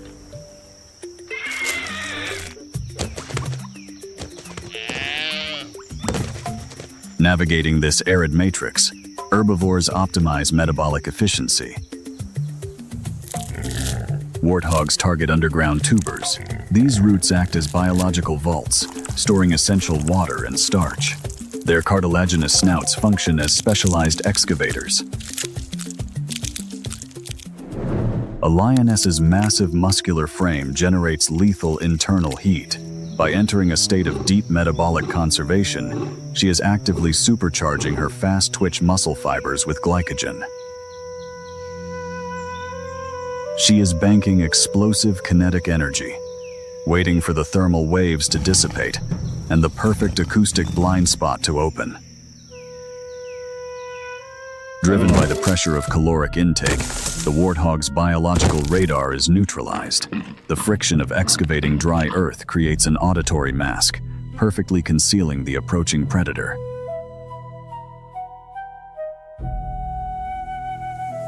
The lioness utilizes retractable claws and specialized digital pads to absorb shock, effectively muting her footfalls across the brittle terrain. Relying on disruptive coloration to blend with the sun-bleached grass, she calculates the critical strike distance while navigating strictly downwind, ensuring her olfactory signature is blown away from the prey. The acoustic mask drops. Propelled by an explosive contraction of fast-twitch muscle fibers, the lioness accelerates to 80 kilometers per hour.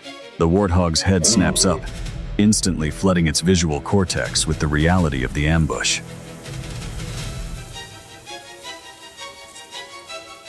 Panic triggers a massive adrenaline dump.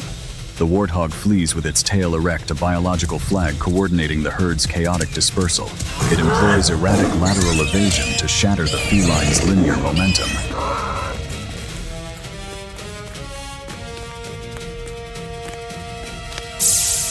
Igniting a spectacular high-speed pursuit, the warthog leverages evasive stamina, while the lion's ambush-engineered anatomy rapidly hits the anaerobic threshold, flooding her muscles with debilitating lactic acid.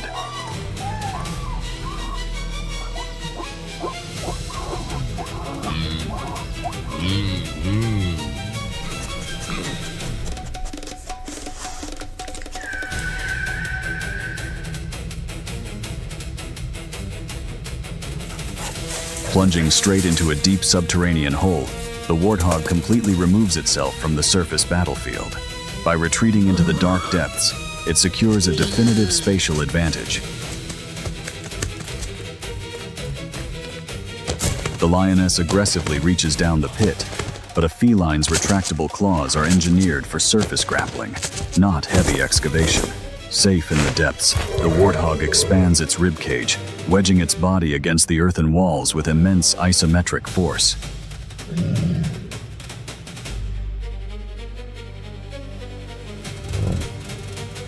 The lioness reaches blindly into the dark shaft, desperate to hook her prey. But the warthog has retreated deeper, moving well beyond the maximum extension of the feline's forelimbs. Her specialized claws swipe at empty dirt, completely failing to make contact.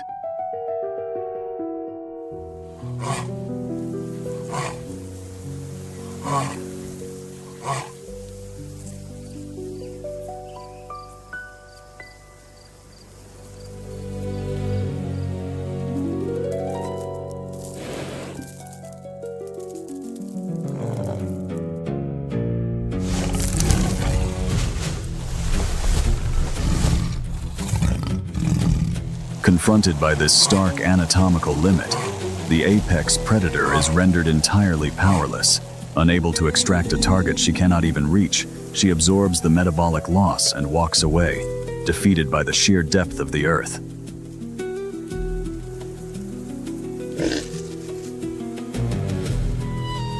Only when the surface vibrations fade does the warthog break its subterranean silence. A cautious snout emerges first, performing a rigorous olfactory sweep to definitively confirm the predator's scent has dissipated.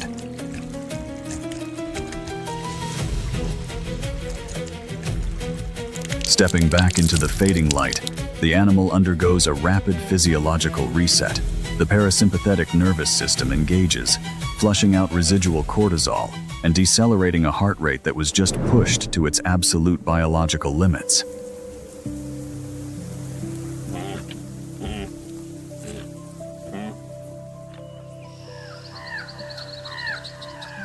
As the golden hour washes over the arid scrub, the brush with death is simply swallowed by the dusk.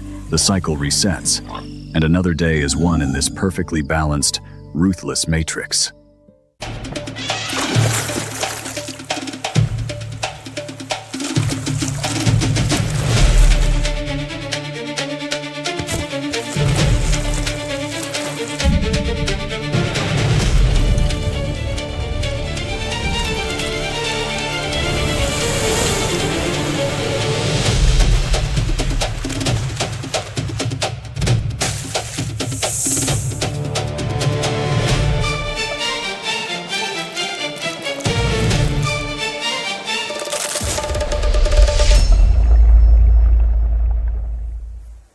Spanning across the equator lies a biological engine that has run uninterrupted for over 50 million years.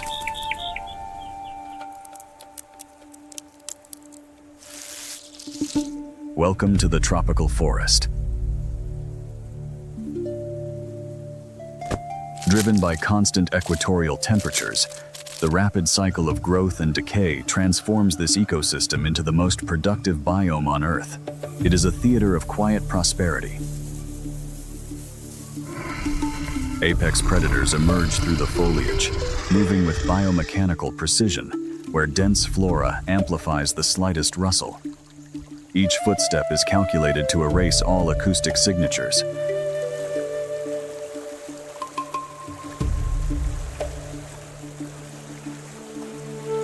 Terrestrial herbivores emerge through the foliage, moving with biomechanical efficiency. In a biome where noise attracts danger, each footstep is carefully calculated to minimize acoustic signatures. Here, the predator and the hunted are locked in a continuous evolutionary arms race, acting as a biological regulator that maintains the complex rhythm of the jungle.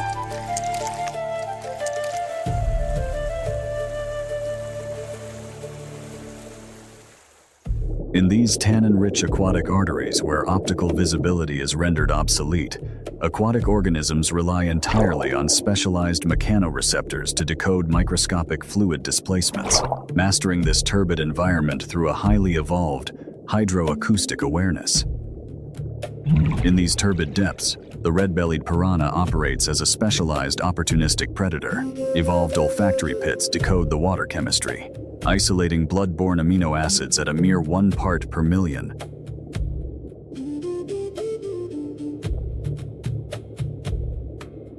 Their anatomy is a masterpiece of lethal biomechanics. Hypertrophied jaw muscles drive interlocking tricuspid teeth. This architecture generates bite forces 30 times their weight, applying catastrophic shear stress to sever tissue and bone in milliseconds.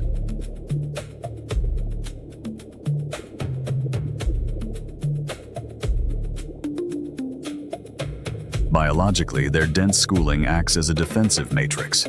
Yet, this formation harbors a latent, highly coordinated potential, constantly scanning the turbid water for acoustic or chemical anomalies.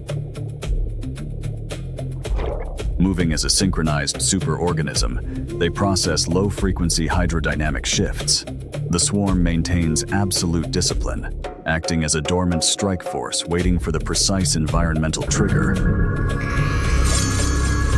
Even while simply patrolling, they assert their role as the river's ultimate biological regulators. Their continuous presence ensures ecosystem stability, a dormant engine prepared to process any organic biomass the currents may bring.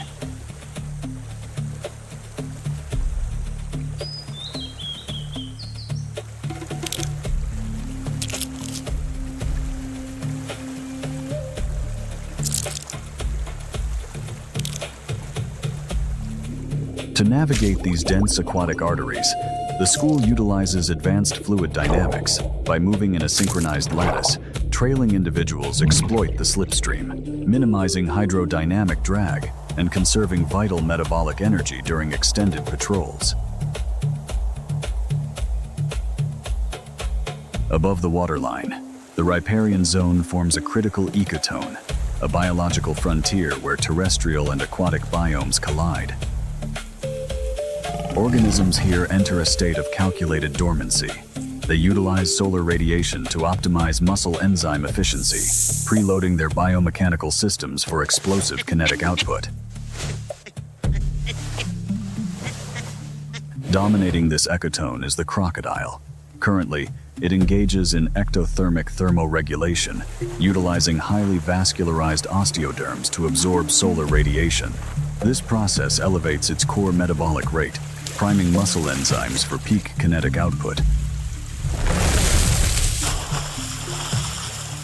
Submerging triggers a physiological lockdown. A cardiac shunt isolates oxygen solely for the brain, while precise lung compression achieves perfect neutral buoyancy. The crocodile vanishes into the strike zone. Gliding through the turbid water, the crocodile breaches a critical biological boundary. A microscopic epidermal tear releases a chemical signature of blood-borne amino acids, directly shattering the piranha's sensory threshold. The dormant piranha formation instantly weaponizes. Guided by hydrodynamic tracking, the fish bypass the crocodile's dense osteoderms, hyper-focusing their assault on unarmored vulnerabilities, the eyes, cloaca, and soft connective tissues. The piranha's assault is a relentless mechanical shredding process. Hundreds of hypertrophied jaws apply catastrophic shear stress to the crocodile, executing a high-speed rotational mechanism to systematically extract flesh in milliseconds. The crocodile's violent anaerobic thrashing induces rapid lactic acidosis. As its internal oxygen reserves completely collapse, the reptile is dismantled, ruthlessly processed by the piranhas, the river's ultimate biological incinerators. In a matter of minutes, the massive crocodilian is reduced to skeletal remnants. Its dense biomass is entirely assimilated into the piranha's metabolic network, a hyper-efficient transfer of organic energy. This violent dismantling is not an act of malice, but a critical ecological function. By processing the apex predator, the piranha swarm redistributes vital bionutrients back into the aquatic food web. The turbid waters return to a state of active tranquility. In this ruthless biome, survival is dictated by biomechanical perfection, where every end is simply the biological catalyst for a new beginning.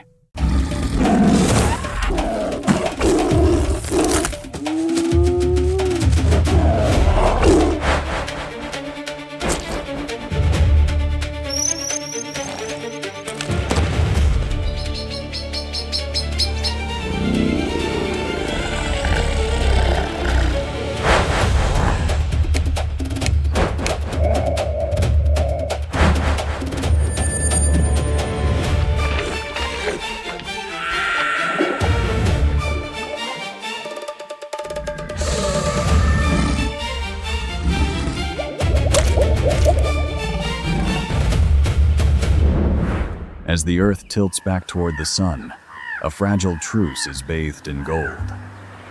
The deep chill of the night slowly dissolves, allowing the entire ecosystem to begin its daily cycle of thermal respiration. Life is already in motion. Yet, in these low-light hours, vision is easily deceived. Survival relies on an ancient biological radar, every creature decoding the subtle chemical signatures carried by the morning breeze. It appears perfectly serene, but on the savannah, peace is often just an optical illusion. Even awake, resting within the mother's physical perimeter maintains a parasympathetic baseline. This lowers the cub's heart rates, conserving critical metabolic energy before mobilizing.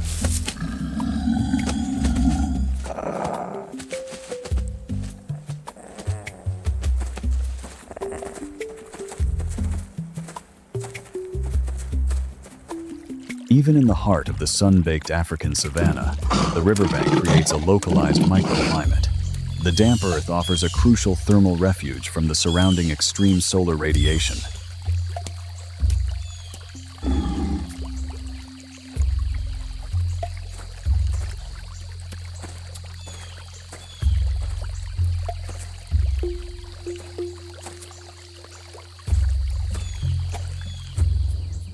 An adult female exhibits a classic state of energy conservation. By lowering her basal metabolic rate during peak daylight, she preserves vital adenosine triphosphate, the chemical energy required for anaerobic hunting sprints. Through controlled grappling, the lions learn bite inhibition and calibrate their center of gravity. Every interaction stimulates neuroplasticity, wiring the predatory circuits of their developing brains.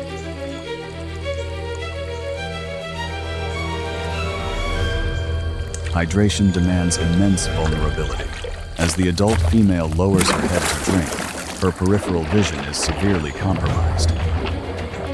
While the young lion rapidly depletes its anaerobic reserves fighting the current, the apex reptile executes a zero-wake approach, a lethal masterclass in hydrostatic stealth.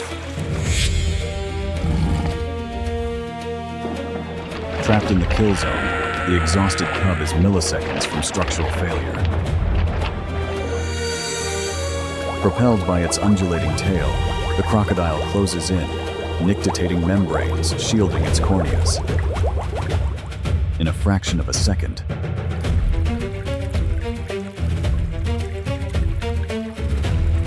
the cub is violently extracted from the aquatic strike zone, demonstrating the absolute biological imperative of safeguarding genetic investment. Breaking the surface, the illusion of aquatic buoyancy gives way to crushing terrestrial gravity. The lioness hauls her saturated cub onto the embankment, overpowering the drag of the mud.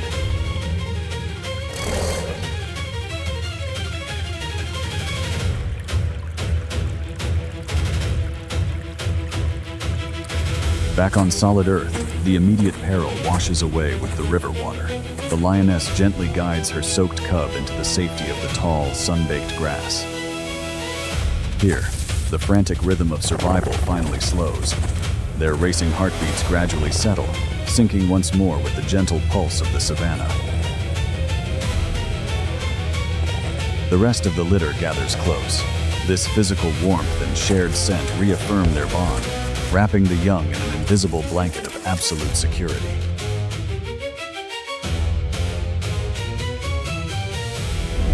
Far from the river's sanctuary, the vast expanse of the savannah bakes under the zenith of the equatorial sun. Here, the thermal dynamics shift. Rising heat waves distort the horizon, creating an optical mirage that masks the relentless engine of survival. For millions of other inhabitants, there is no reprieve. The biological arms race marches on, hidden in plain sight amidst the swaying golden grass.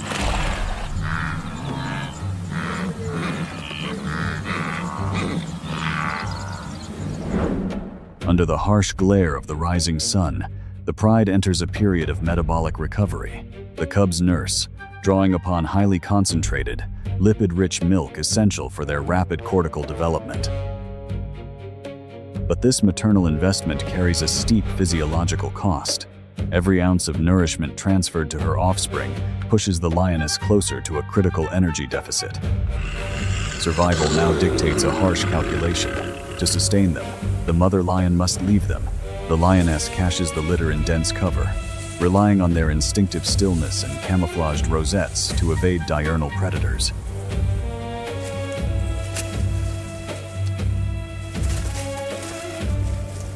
Shedding the role of a nurturing mother, her musculoskeletal system locks into stealth mode. The peaceful interlude is over. The daylight pursuit of calories has begun. The lioness initiates a complex visual sweep. She is not merely observing, she is actively processing a dynamic data set of biomechanics from the grazing herd ahead. The lioness's binocular vision isolates an initial target, but a rapid biomechanical assessment reveals the energy cost would be too high. The lioness aborts this option, shifting focus to scan the herd for a more nutrient-dense alternative.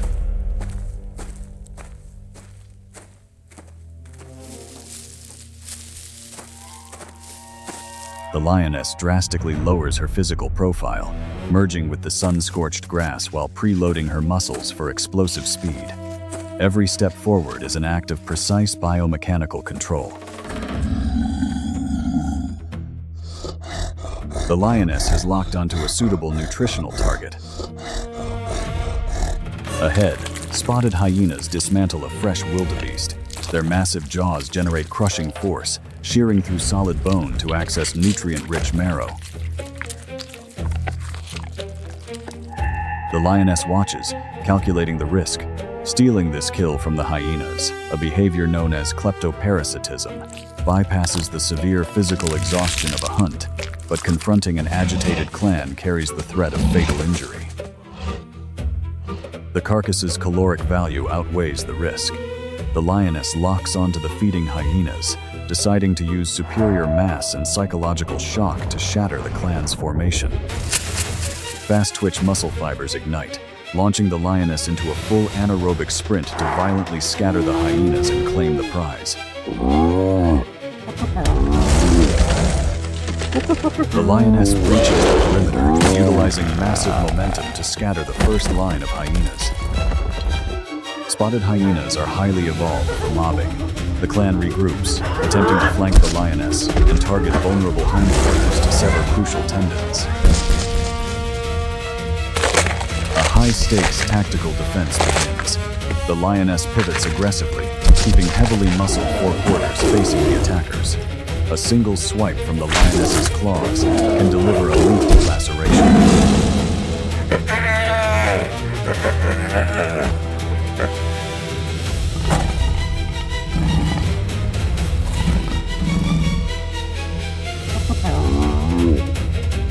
The kleptoparasitic raid succeeds. As the hyenas retreat, the exhausted lioness secures the wildebeest carcass. The critical proteins and lipids gained here will sustain the lioness's hidden cubs.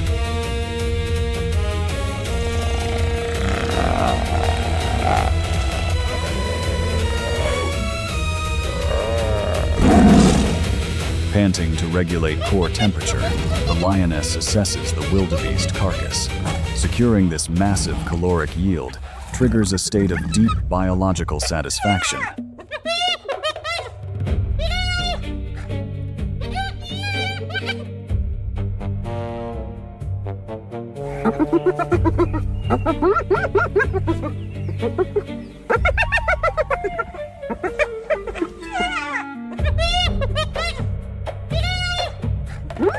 Securing a firm cervical grip, the lioness utilizes immense shoulder strength to haul the dead weight.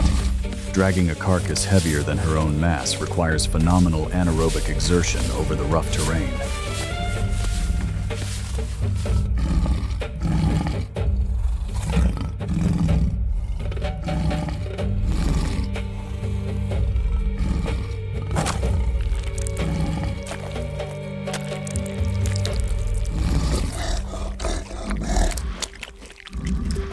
The cub's digestive systems are in an active state of transition, supplementing lipid-rich maternal milk with easily digestible, iron-heavy organ meat.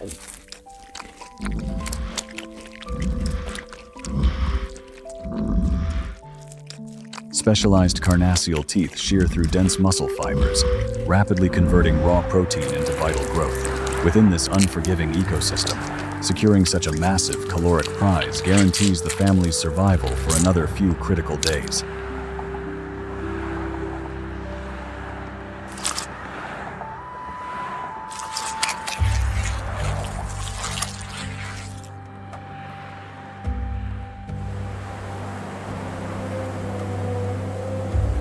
As the Earth's rotation obscures the sun, Rayleigh scattering paints the savanna in low-frequency red and orange wavelengths.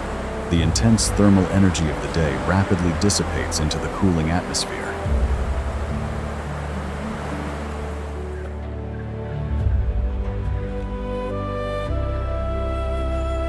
For the lioness, the creeping twilight signals a critical tactical advantage. Behind the retinas, a specialized reflective layer, the tapetum lucidum, amplifies the gathering of residual photons, perfectly calibrating visual perception for the nocturnal hunt.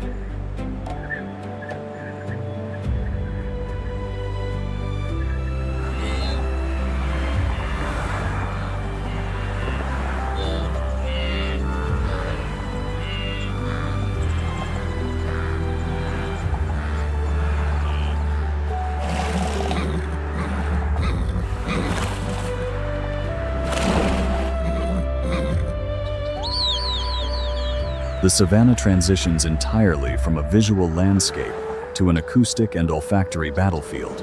Under the heavy cover of darkness, survival is no longer dictated by who can see, but by who can sense the unseen.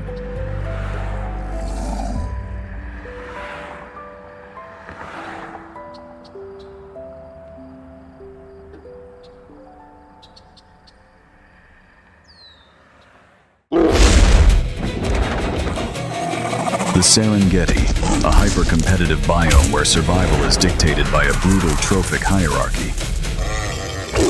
This constant biological warfare drives an escalating evolutionary arms race. Prey adaptations are continuously tested by the refined lethality of apex predators.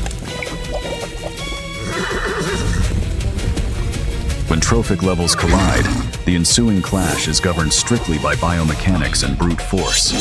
Here, the right to exist is won in fractions of a second.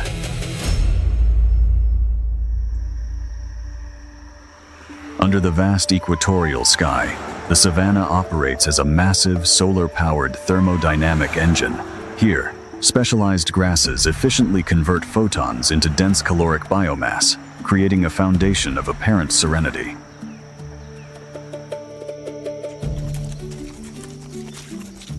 Roaming across this sun-drenched landscape, vast biological consortiums of primary consumers engage in peaceful, synchronized foraging.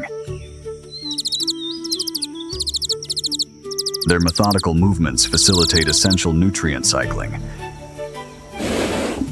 maintaining the very ecosystem that sustains them. Yet, this tranquil equilibrium is ecologically fragile. As heads lower to maximize caloric intake, collective vigilance naturally degrades. They exist in a state of naive comfort, entirely unaware that the savanna's gentle thermal hazes and acoustic interference are precisely the variables required for a predator's perfect concealment. Hidden within the tall grass, a coalition of cheetahs engages in strict metabolic conservation. This resting phase is a physiological necessity, preserving crucial ATP reserves within their fast-twitch muscle fibers. In moments, this metabolic reserve will ignite, transforming static observation into a high-speed predatory pursuit. For the female antelope, endocrine cascades trigger intense uterine contractions, initiating the complex physiological mechanics of parturition.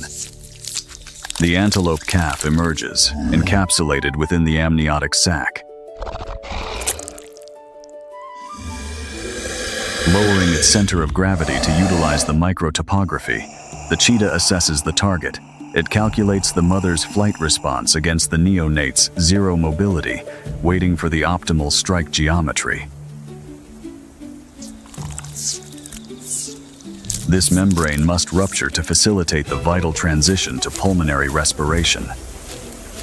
The stalk requires absolute biomechanical control. The cheetah executes precise digitigrade locomotion, absorbing impact through specialized digital pads to negate acoustic interference.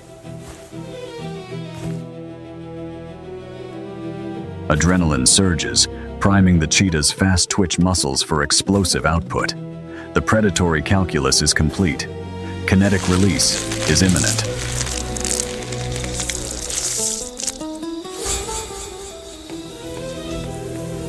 The kinetic chain erupts, unleashing the absolute pinnacle of terrestrial speed.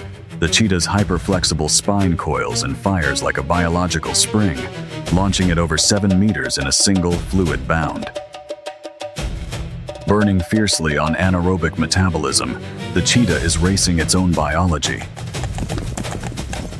The sensory network shatters. A massive surge of cortisol triggers an instant flight response. The peaceful grazing collective violently dissolves into a storm of erratic, high-speed trajectories.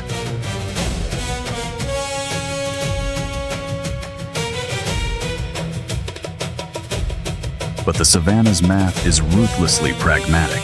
To secure its genetic future, the herd actively abandons the slow. The mother and her neonate are left exposed, the unavoidable ecological toll.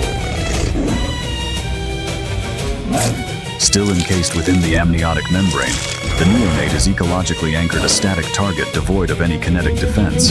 The cheetah strikes, a flawless execution of predatory geometry, capitalizing on the ultimate biological vulnerability.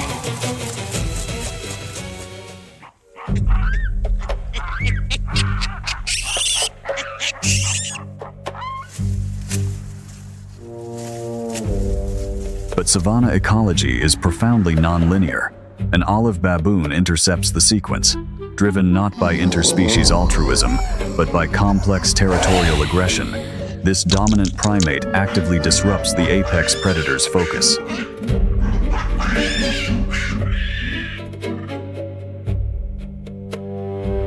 An adult baboon intervenes. This is not interspecies empathy, but preemptive predator harassment.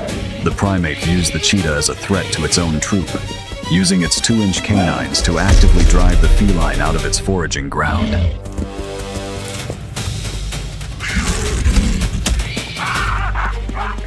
Built exclusively for speed, the cheetah possesses a highly fragile anatomy. According to optimal foraging theory, fighting about guided by primal instinct, the newborn takes its first wobbly steps. It drinks the colostrum, a biological liquid gold packed with maternal antibodies, gifting its fragile immune system the ultimate armor for the life ahead.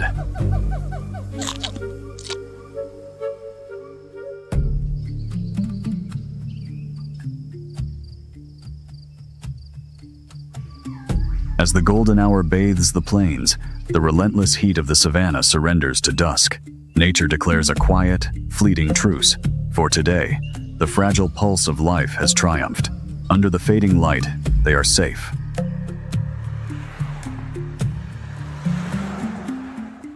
Nature's most breathtaking landscapes often hide the deadliest arenas. The Chulishman River Valley, a fortress of stone carved by ancient ice. Beneath these towering cliffs, life finds a rhythm. Summer brings a burst of energy to the valley, but the season is brief, urging every creature to make the most of it. In this vast landscape, success belongs to those who know how to adapt and thrive. A sounder of wild boars is busy at work. For them, the dry earth holds a hidden feast.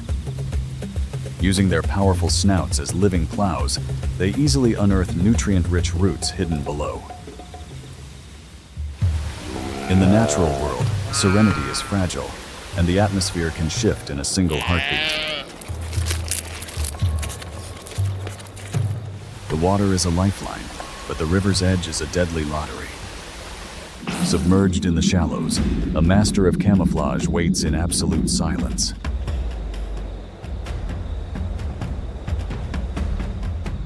Further along the riverbank, the valley reveals a softer side. For an expecting lioness, the peaceful shallows provide a quiet sanctuary to prepare for new life. Bringing new life into this unforgiving wilderness is an exhausting physical trial. Every muscle strains as her body prepares to deliver the next generation of Altai's kings. A primal roar breaks the silence. The storm of labor passes, replaced by a profound maternal instinct. Taking their very first breaths, the newborns are immediately comforted by the coarse, reassuring strokes of their mother's tongue. As the weeks pass in the valley, the cubs have transformed from fragile newborns into robust apprentices. Resting in the cool shallows, the lioness gently grooms her young. For the tiger family, play is survival. Each pounce hones their deadly ambush skills. A herd of wildebeests grazes peacefully in the open valley. They rely on hundreds of eyes and ears for a collective defense. But the tall summer grass provides a false sense of security. They are entirely oblivious to the phantom watching from the shadows. Raising growing cubs demands a staggering amount of energy. To sustain her family, the tigress must now put her deadly skills to the ultimate test. She begins her calculated advance. Her striped coat acts as disruptive camouflage, breaking up her outline. Specialized soft pads on her paws absorb every footfall, allowing her to move like a ghost through the brittle brush. Beneath her skin, powerful muscles coil like tightly wound springs, storing immense kinetic energy for the final explosive sprint. The margin for error is absolute zero. Wildebeests possess highly evolved sensory networks. A single alarm snort from a sentinel triggers an instantaneous chain reaction. A sudden shift in the wind, a snapped twig, the fragile piece is instantly shattered. Panic spreads like a biological wildfire. Pure survival instinct takes over, launching hundreds of bodies into a chaotic yet synchronized stampede. Thousands of hooves pound the baked earth, kicking up a massive smokescreen of dust. This is a deliberate defense mechanism designed to confuse the predator's visual tracking. Beneath the lioness's skin, powerful muscles coil like tightly wound springs, storing immense kinetic energy for the final explosive sprint.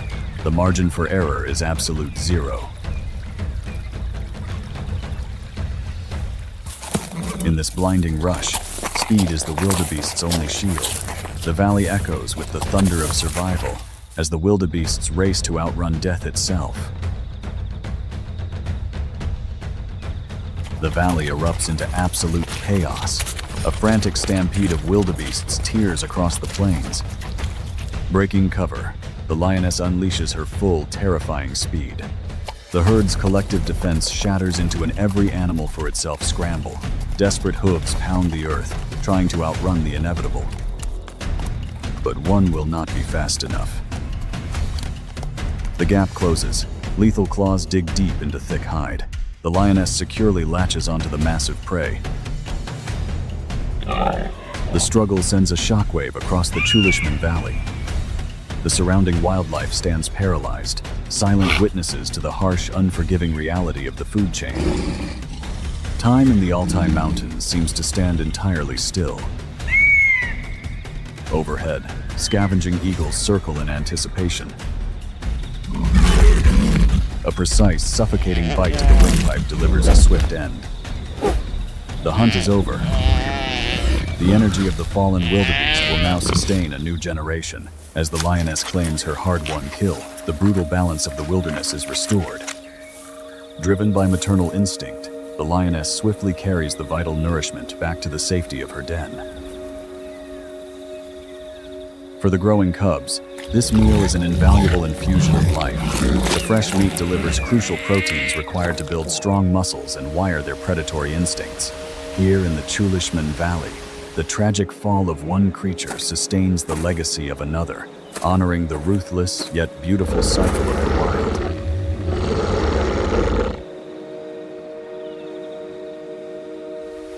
As the sun finally dips below the rugged peaks of the Altai, The chaotic dust of the hunt has settled, replaced by a profound, heavy silence. The valley breathes once more.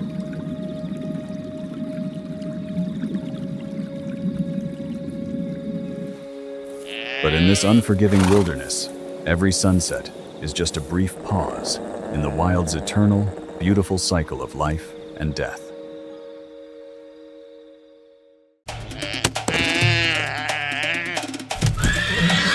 The Serengeti, a vast golden crucible, operating at the very limits of biological endurance. As surface temperatures soar past 50 degrees Celsius, the moisture vanishes. The savanna enters a state of physiological dormancy. In this blinding theater of light, survival is no longer just a race against the hunter. It is a silent, masterful game of thermal economics.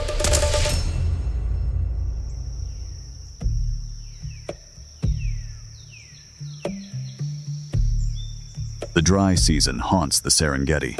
An endless plain of withered grass stretches to the horizon. The morning sun rises, revealing a cracked and thirsty earth. The herds must feed before the heat of the day sets in. The grass is dry and brittle. It offers almost no water, but hunger drives them. The morning calm is an illusion. They eat, but their senses are working in overdrive. Ears pivot independently, listening to the dry grass. Wide eyes scan the horizon. Out here, a single moment of distraction is fatal.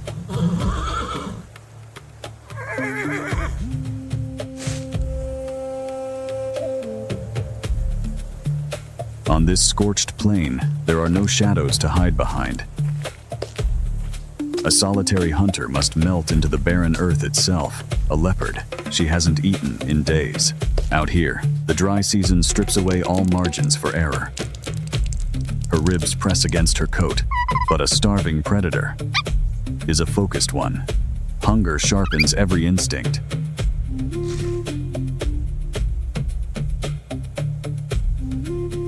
She navigates the shifting brush. Her spotted coat dissolves into the dry thicket. Perfect camouflage. Specialized pads on her paws absorb the sound of her own weight. She is reading the chemical trails left in the dust. The predator observes a dense cluster of healthy adults. Attacking such a tightly packed group carries a massive biomechanical risk. A single defensive kick from a mature animal possesses enough blunt force to shatter a leopard's rib. In this harsh environment, a fractured bone is a death sentence. The feline brain constantly calculates the probability of injury. Therefore, she abandons this approach and moves along the perimeter. She targets another flank of the grazing herd. Suddenly, the wind shifts. Scent molecules are carried forward, instantly compromising the predator's stealth advantage. Furthermore, the animals in this sector are highly alert, offering a poor probability of a successful kill. The thermal energy burned in a sprint must yield a guaranteed caloric return. Every hunt follows a ruthless biological equation of energy return on investment. The savanna is crowded with hundreds of moving animals.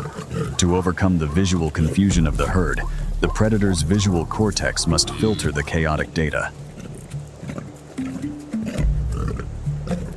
She scans the mass and isolates a single anomaly on the periphery, a slight hesitation in its gait, a momentary lapse in vigilance. Instantly, the autonomic nervous system takes over. Her heart rate drops to stabilize the core.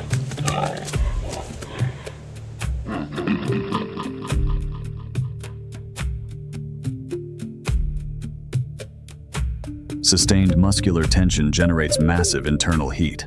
Yet, the respiratory rate must be suppressed. A single pant broadcasts an acoustic warning. The predator operates on the borderline of physiological overheating and absolute stealth.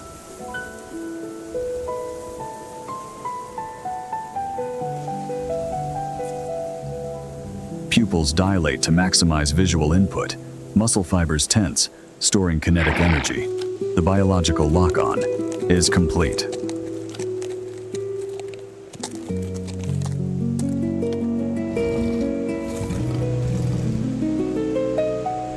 The physical gap must be closed. The leopard's skeleton is engineered for absolute stealth. Free-floating collarbones act as biological shock absorbers. They cushion the body's weight, preventing any vibration from reaching the ground. Every step is calculated to avoid a single sound. The predator slowly enters the critical ambush radius. The predator faces a formidable biological defense. The zebra herd operates as a unified sensory network. Laterally positioned eyes provide a near 360-degree field of vision. Dozens of ears constantly scan the acoustic environment.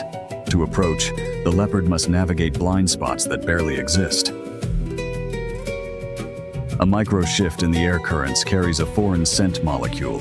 Alternatively, they detect the sudden, unnatural silence of local insects.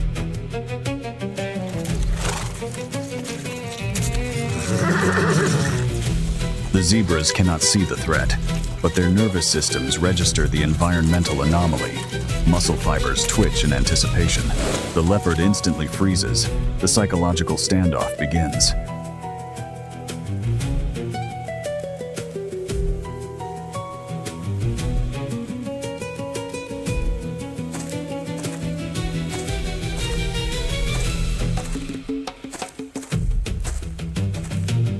The leopard breaches the flight initiation distance. Instantly, the zebra's endocrine systems release massive surges of adrenaline. Heart rates violently spike. The biological tension reaches a critical threshold. The predator must strike right now, before the herd's self-preservation instincts completely override their hesitation.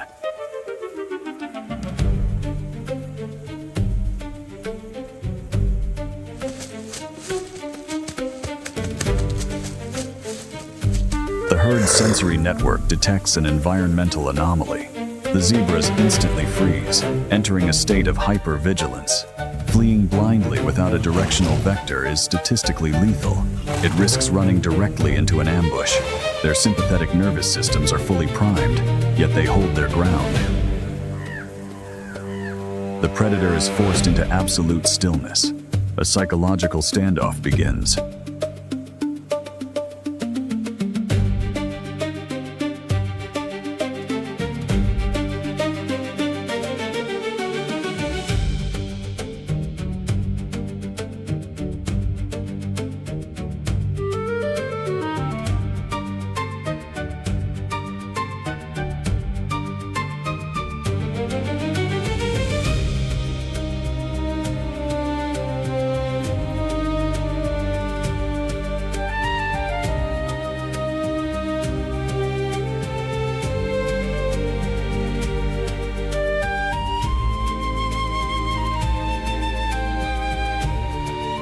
The ambush is triggered. The leopard's fast-twitch muscle fibers ignite, converting stored energy into lethal acceleration. The savannah erupts into absolute chaos. As the zebras flee, their overlapping stripes generate a phenomenon known as motion dazzle.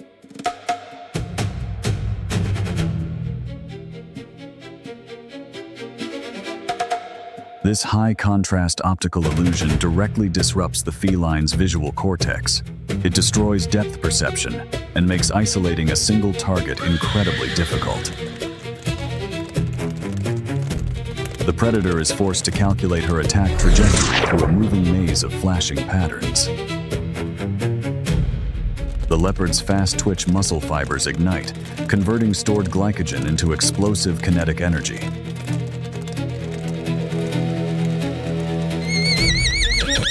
She accelerates to top speed in mere seconds.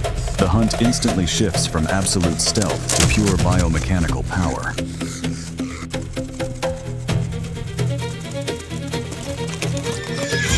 As the zebras flee, their overlapping stripes generate a phenomenon known as motion dazzle. This high-contrast optical illusion directly disrupts the feline's visual cortex.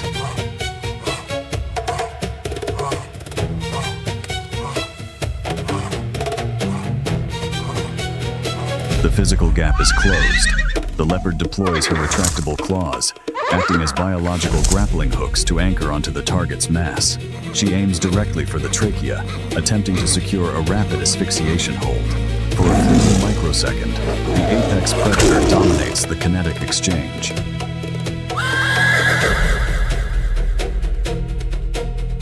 But the prey refuses to succumb. A high-frequency distress vocalization pierces the air. This acoustic signal triggers an aggressive, altruistic response from the herd. Instead of scattering, the zebras pivot. They weaponize their sheer numbers, initiating a coordinated mobbing behavior to encircle the attacker.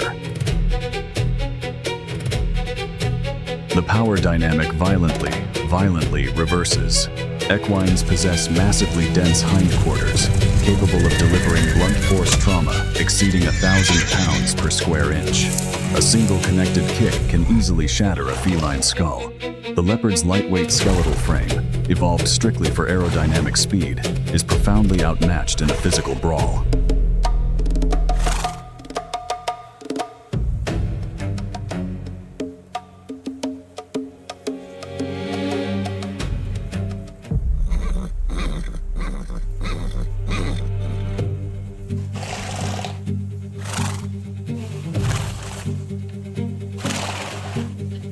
The savannah dictates a brutal equilibrium.